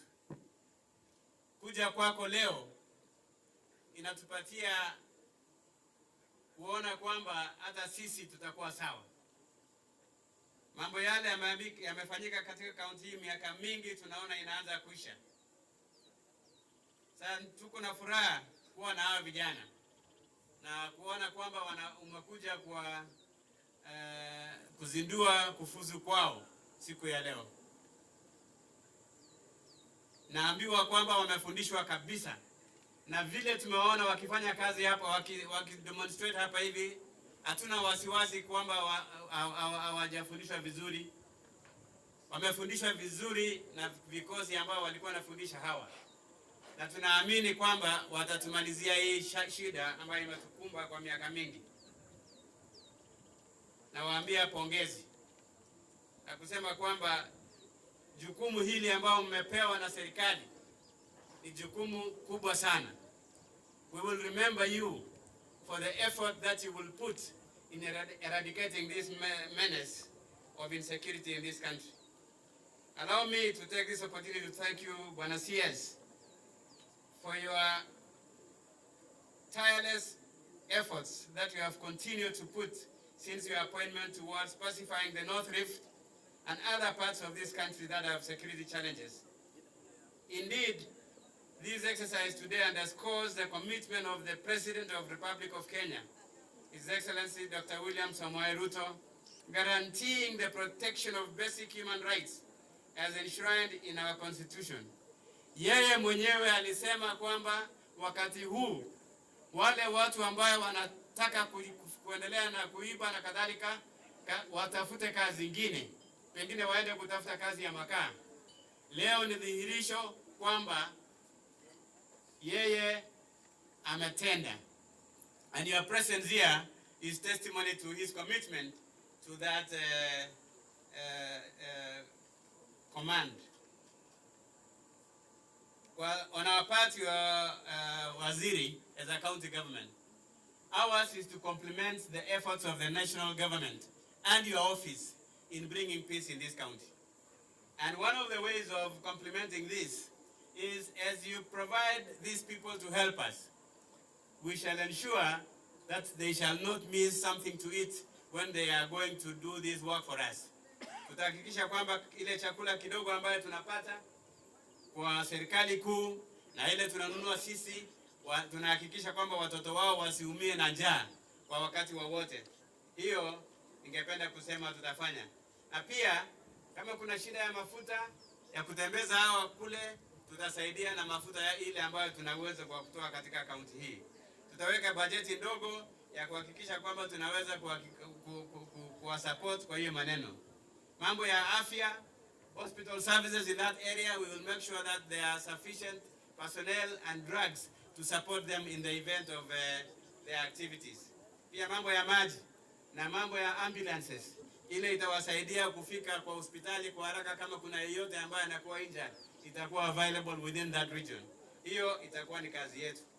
Kile tu ningeomba waziri ni kusema vile hawa vijana wamepata hiyo, wamefuzu, ikiwa kutakuwako nafasi ya kuajiri watu baada ya kumaliza hii kazi, waajiriwe katika disciplined forces yetu. Let them be given the first priority when we are employing the police, the military, those who are going to train in KWS or Kenya Forest Service, because already these have got basic training. Let them be the first to be given an opportunity for training in those areas. Sisi kama county naamini kwamba pia hawa watu wakimaliza kazi yao kule, itabidi wakuwe na kitu ya kufanya baada ya hiyo. Ndio sababu naomba wapewe kibarua ya serikali baada ya wakati huu. Na sisi tunaweza kushirikiana na furahi kwa sababu Cameroon amesema tutatoa pesa ya kujenga training camp kule sehemu hiyo ya Kapundasim. Mimi nataka kuongeza kidogo.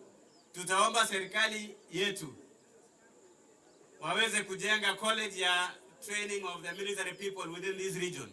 Tuko na shamba ya kutosha, tutatoa shamba kama county ya Baringo, kama ni training ya polisi ingine hapo, ama training ya NYS, ama training ya paramilitary forces. Sisi tutatoa shamba ili tuweze kupata nafasi ya kufunza hawa watu. Itakuwa one of the ways of promoting security within the region. Because kama bandit anajua kwamba kuna askari wanafundishwa hapa, wanaweza kudeployiwa wakati wowote, we shall have no problem. Na sisi pia hawa vijana, mimi nataka kuambia kama kuna yeyote ambaye anataka kufundishwa kwa vocational training centers yetu, county itawapatia scholarship ya kusoma bure ili muweze kusaidia vijana wenu baada ya kufuzu katika hiyo program.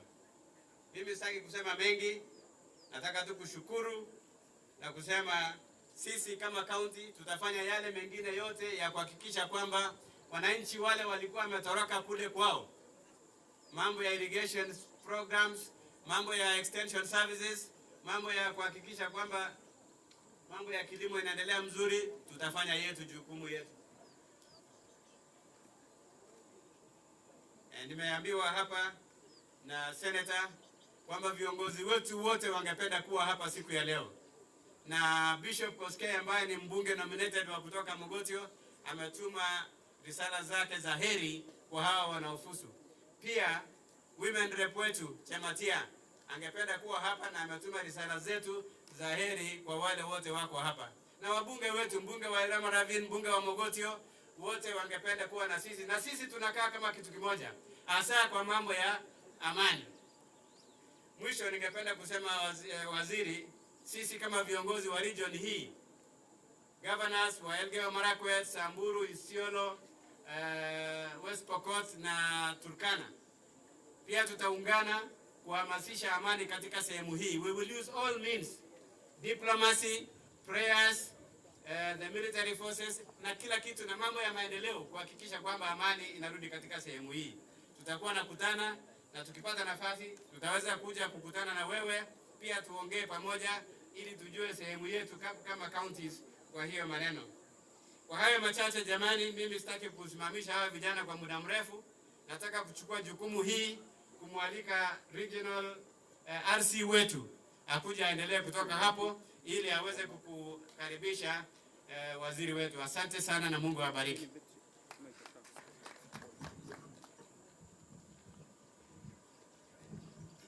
Asante sana Mheshimiwa Governor. Mgeni wetu wa heshima, leo ilikuwa ni siku ya harusi ya hao vijana, lakini kama umeona tumetereza na mambo mengine yameingia hapo katikati, lakini ni viongozi wetu. Nafikiri next time tutaangalia vile tutajipanga. Kwa hivyo bila kupoteza wakati, kwa sababu leo ni siku ya hao maofisa, ninataka kuchukua nafasi hii kwa ruhusa yako nimwalike Deputy Inspector General wetu Bwana Nur Gabo azungumze machache ili niweze kupata nafasi ya kumkaribisha waziri wetu. Karibu. Our Cabinet Secretary for Interior and National Administration, Professor Kithure Kindiki, the Governor of Baringo, Bwana Chiboy, Senator, the MP for Baringo North and Baringo South, the MCAs and other government officials, the graduating NPR of Baringo. Good afternoon. Waziri, my name is Nur Gabo, the Deputy Inspector General of the National Police. I was sent today here by the Inspector General, who was engaged in other duties, to come and witness the graduation of the 200 NPRs. Waziri, we want to inform the people of Baringo that we have enough officers of 4 units within the Baringo area, and I was sent by the Waziri and the Inspector General to come to Chemelgot, where I'm heading a multi-agency security operation in the whole of these 6 counties. Waziri, these officers, the NPR, They are force multipliers. They assist the police on a daily operations. And since the deployment of NPRs in Samburu, area of Marakwet, Baringo here, and right now we're expanding to West Pokot and other areas and Turkana, we have seen significant improvement of security in those areas as they take care of the communities in villages, in some of the areas where the police cannot reach. Ours as National Police and the Inspector General, we want to assure the people of Baringo the way they have given us these young men who will make a difference. And we are very thankful for officers to volunteer or for people to volunteer to join an NPR is not something we take lightly. And we want to assure that in the next recruitment waziri, we want to assure that these are the first who will be recruited in line whenever we are doing recruitment for the National Police.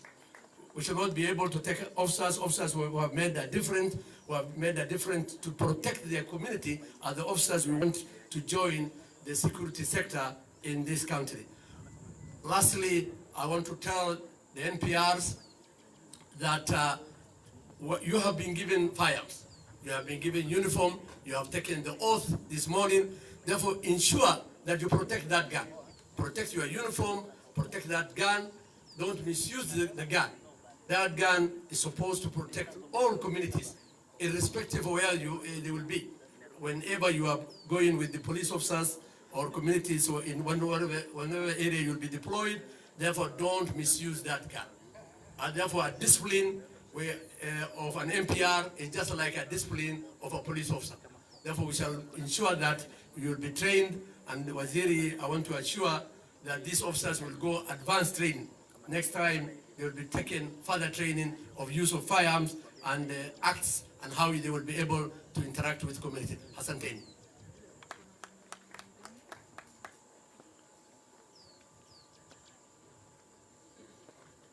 Asante sana Bwana Gabo. Hivi sasa wananchi na wageni wengine ambao wako hapa nachukua na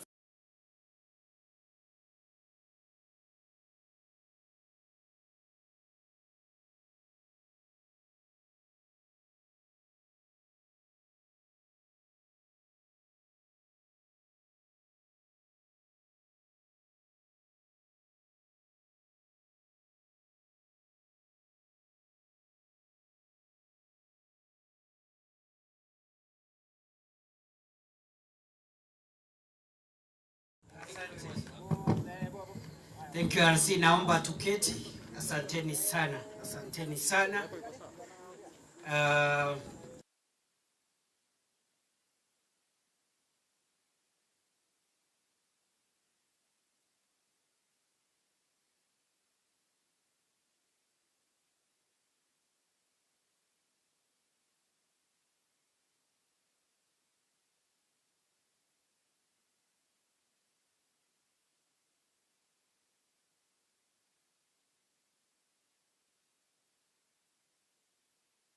Na kwa niaba ya serikali ya Kenya na washukuru wote ambao wamejitolea kutusaidia katika kuunga mkono kazi ambayo inafanywa na maafisa wa polisi na maafisa wengine wa kiusalama.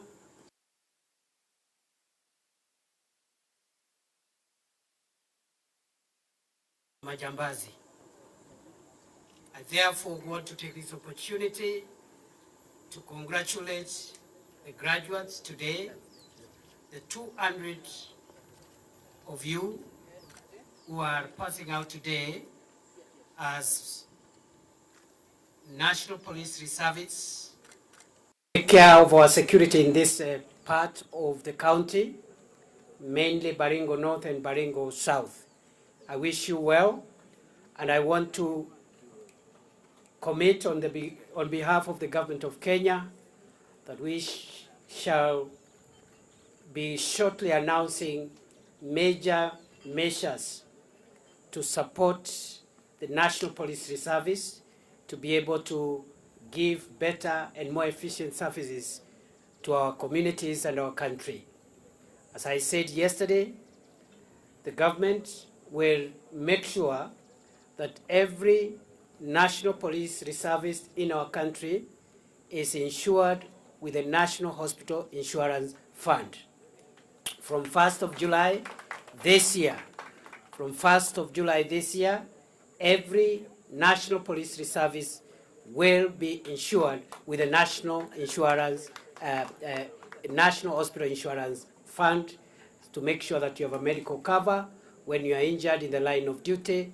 You can be treated, but also we will also extend that cover to members of your families.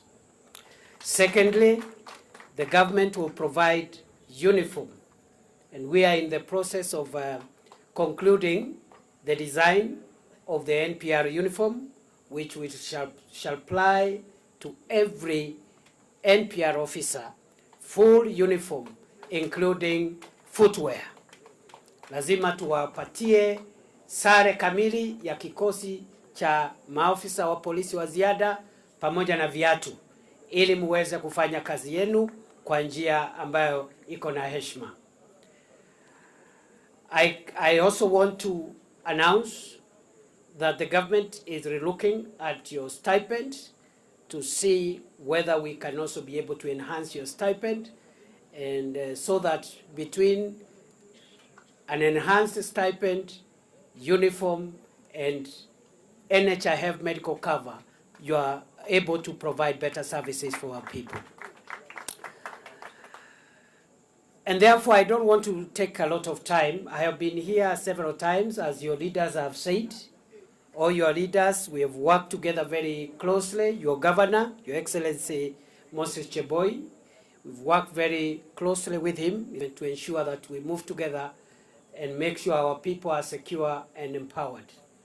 I also want to thank your MCAs, all MCAs. We've worked also very well. The Senator of Baringo, who is the chairman of the Senate Security Committee, we are all working together, and I want to thank God for this privilege of being your minister at a time like this. And I want to make the following assurances for the sake of our people. The problem of banditry has been with us for a very long time. President William Ruto has decided that he is the president under whose leadership the problem of banditry in our country will be resolved once and for all. And therefore, he has given all of us very firm instructions, those who are working under him in the ministry that is responsible for public safety, the Interior Ministry, to make sure that we get around this problem. Therefore, all my colleagues from the National Police Service, National Government Administration officers, and all public servants who are concerned must take cue behind the presidential directive and make sure we up our game, roll our sleeves, and make sure that we deliver on the promise of a bandit-free Kenya. For those in the National Government Administration, I am happy with what the team led by Dr. Abdi, the Regional Commissioner, is doing here, and the entire Regional Security and Intelligence team. The county team as well, under the County Commissioner, who is new, fairly new, barely a month or so old. Together with the other teams, I am also happy with what you're doing. The sub-county teams, our ACCs, our chiefs and assistant chiefs, we also are happy with what you're doing, but we can do better. We can do better. We should do better. And I want to assure you of my support. But as I support you, you must work harder, better, and faster. I don't want to be coming from Nairobi to reach a scene of crime before the rest of you have reached there. You must find ways of getting there ahead of me. And if it is facilitation, let's talk about facilitation, but going forward, we must rein in on these bandits and just stop them. Let's just stop them. We have made some good progress in getting rid of the hideouts, getting rid of bandits from the hideouts where they've been hiding. The Corcoran Hills, Arabal Hills, Ngerecha Hills, Tandare Valley, all these places are now free from bandits. But we must make sure they don't return there again. And therefore, our National Police Service officers, the multi-agency teams here, including our partners in this effort, the Kenya Defence Forces, we must make sure that these places remain out of bounds for bandits and criminals for the rest of our time. We must not entertain a situation where these criminals sneak back in the name of anything. In the name of grazing, in the name of water, in the name of anything. These are now crime scenes. We have sealed them off. They can graze and do whatever else elsewhere. Anybody found in the Corcoran Hills, the Arabal Hills, the Ngelecha Hills, the Tandare Valley, will be treated as a suspect of banditry and will be dealt with accordingly. The government did promise a few other things in this region, and the President has directed us to expedite the delivery of those promises. I would like to announce that the government has released 100 million for the rehabilitation of all the schools that were affected in Baringo North and Baringo South by banditry. The money has been released, and our officers from the Kenya Defence Forces will help us in the reconstruction. I am aware that money may not be enough given the level of damage in some of the schools. I have visited some of those places. We require a little more money. So we are working hard to be able to secure a further 100 million to bring the total to 200 million for the purpose of rehabilitating those schools. Number two, the government has decided to enhance the number of local teachers from the local area. And we are going to give 50 new teachers in Baringo South and 50 new teachers in Baringo North who will be recruited from the local community by the Teachers Service Commission to ensure that they are able to support our schools here and they don't run away because of the situation here, even as they also support the teachers who come from the rest of the country. I also want to announce that we shall be putting up the security roads that have been identified. We have mobilized the equipment, and I think in another 1 or 2 weeks I'll be back here to launch 2 security roads in Baringo North and 2 security roads for Baringo South, and we'll make that announcement shortly. I also want to announce that next week I'll be announcing new administrative units in the affected areas, including Baringo, so that we can have the services of government closer to the people. And therefore, for all this region which is being affected by banditry, we are going to make nationwide announcement, but with a very clear focus also on the areas with security challenges like Baringo, as we create and operationalize new sub-counties, new divisions, new locations, and new sub-locations. As requested by Senator Cheptumo, we will accept the request to establish Koriema and Sandai police posts with immediate effect because of supporting what the agencies are doing here to improve the security in this area. I want to take this opportunity to give my pole for those whose relatives were hurt in yesterday's attack.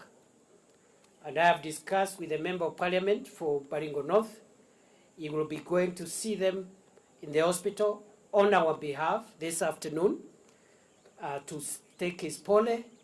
And perhaps when I come back to Baringo next week, I should be able to visit Baringo North, and we will be able also to visit some of the families that have been affected by this problem of bandits.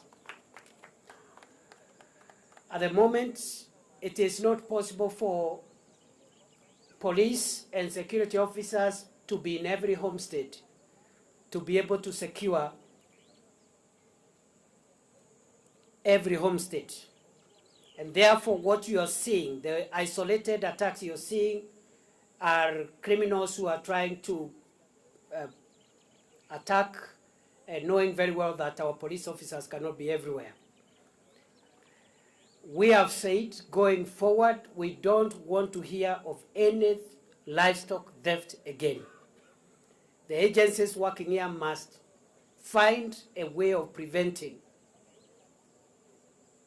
livestock theft. We are supporting you and investing in intelligence gathering to ensure that we prevent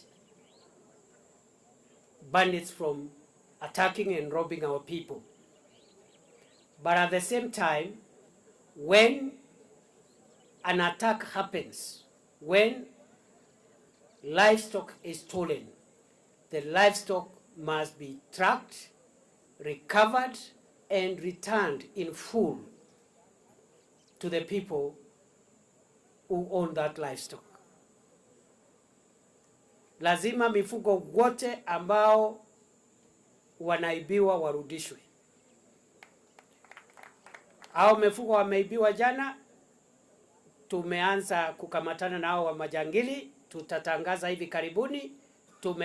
Tume recover already part of the livestock, but we want to recover every goat and every cow that was stolen yesterday. Lazima hiyo mifugo irudi.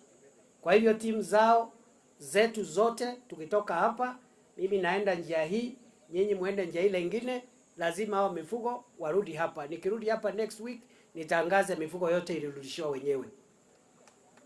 Wiki iliyopita kulikuwa na wizi kule Laikipia North.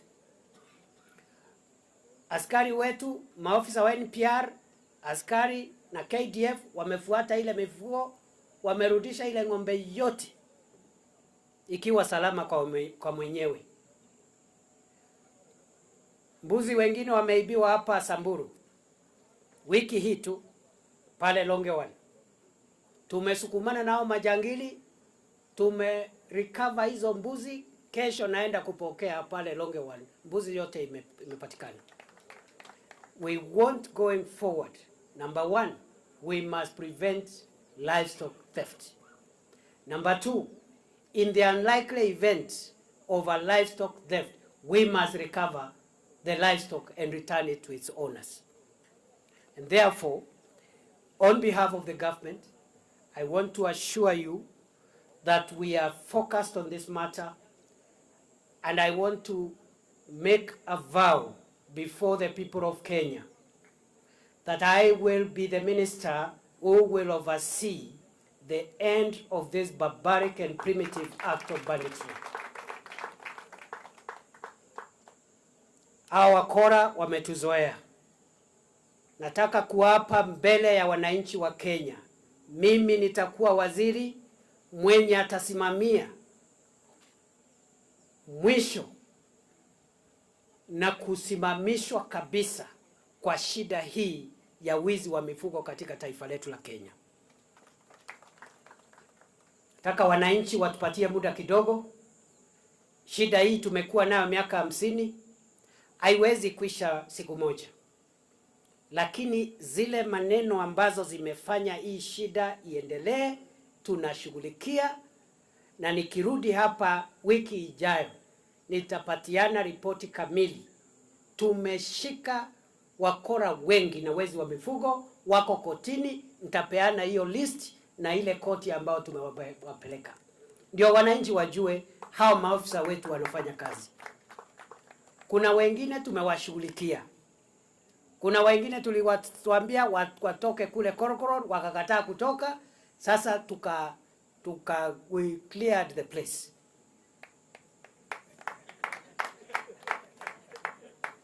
Nataka tu niseme hivi,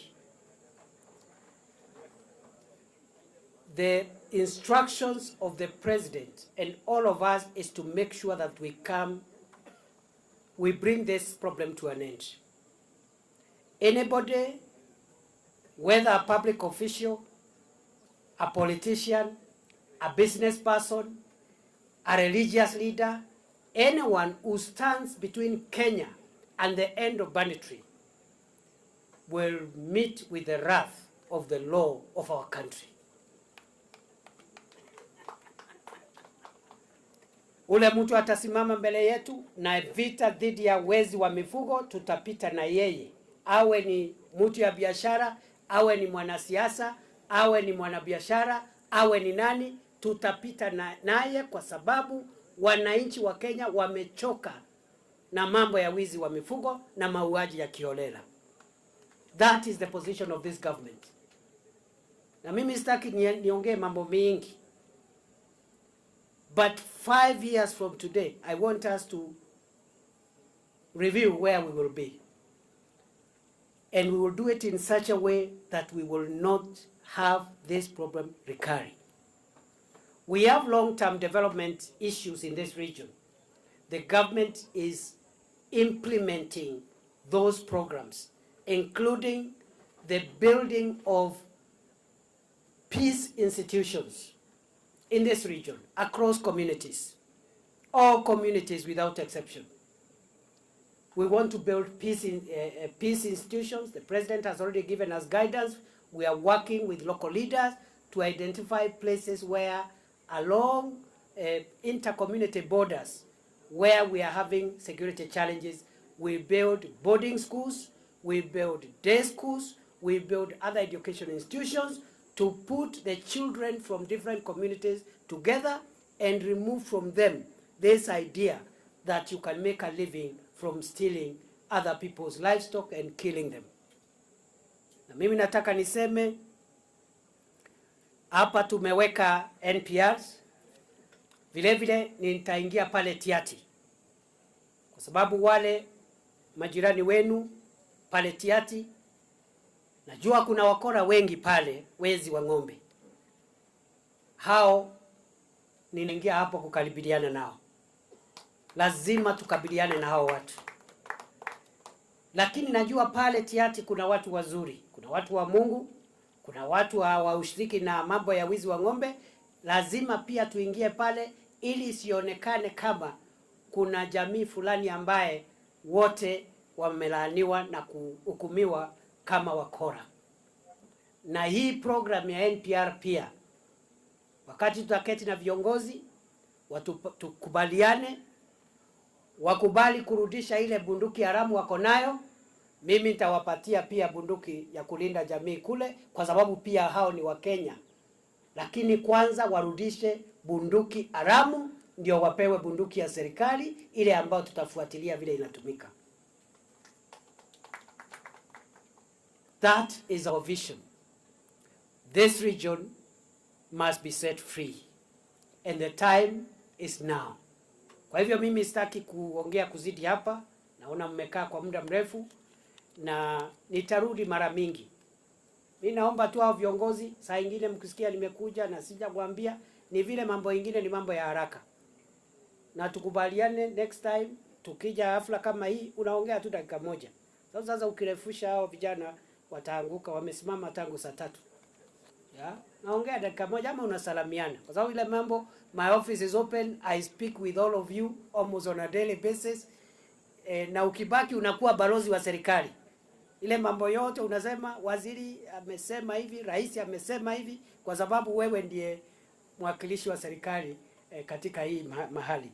Kwa hivyo nataka niseme nashukuru, nitawatafutia uniform, nitawatafutia viatu, nitawatafutia NHIF insurance cover nyinyi na familia zenu, na vile vile nitahakikisha kwamba hiyo police post ya Kariema na Sandai imefunguliwa, mashule ile tunarekebisha imerekebishwa, watoto wetu warudi shule, alafu tuanze peace building initiatives between communities, the Marakwet, the Tugen, the Pokots, the Samburus, the Turkanas. We want to bring communities together to get away from this backward behavior. Sasa kwa sababu hii hafla imeisha na this training was being supervised I think by Odero, Regional Police Commanders. Wewe ndio ulikuwa unapanga hii maneno hapa?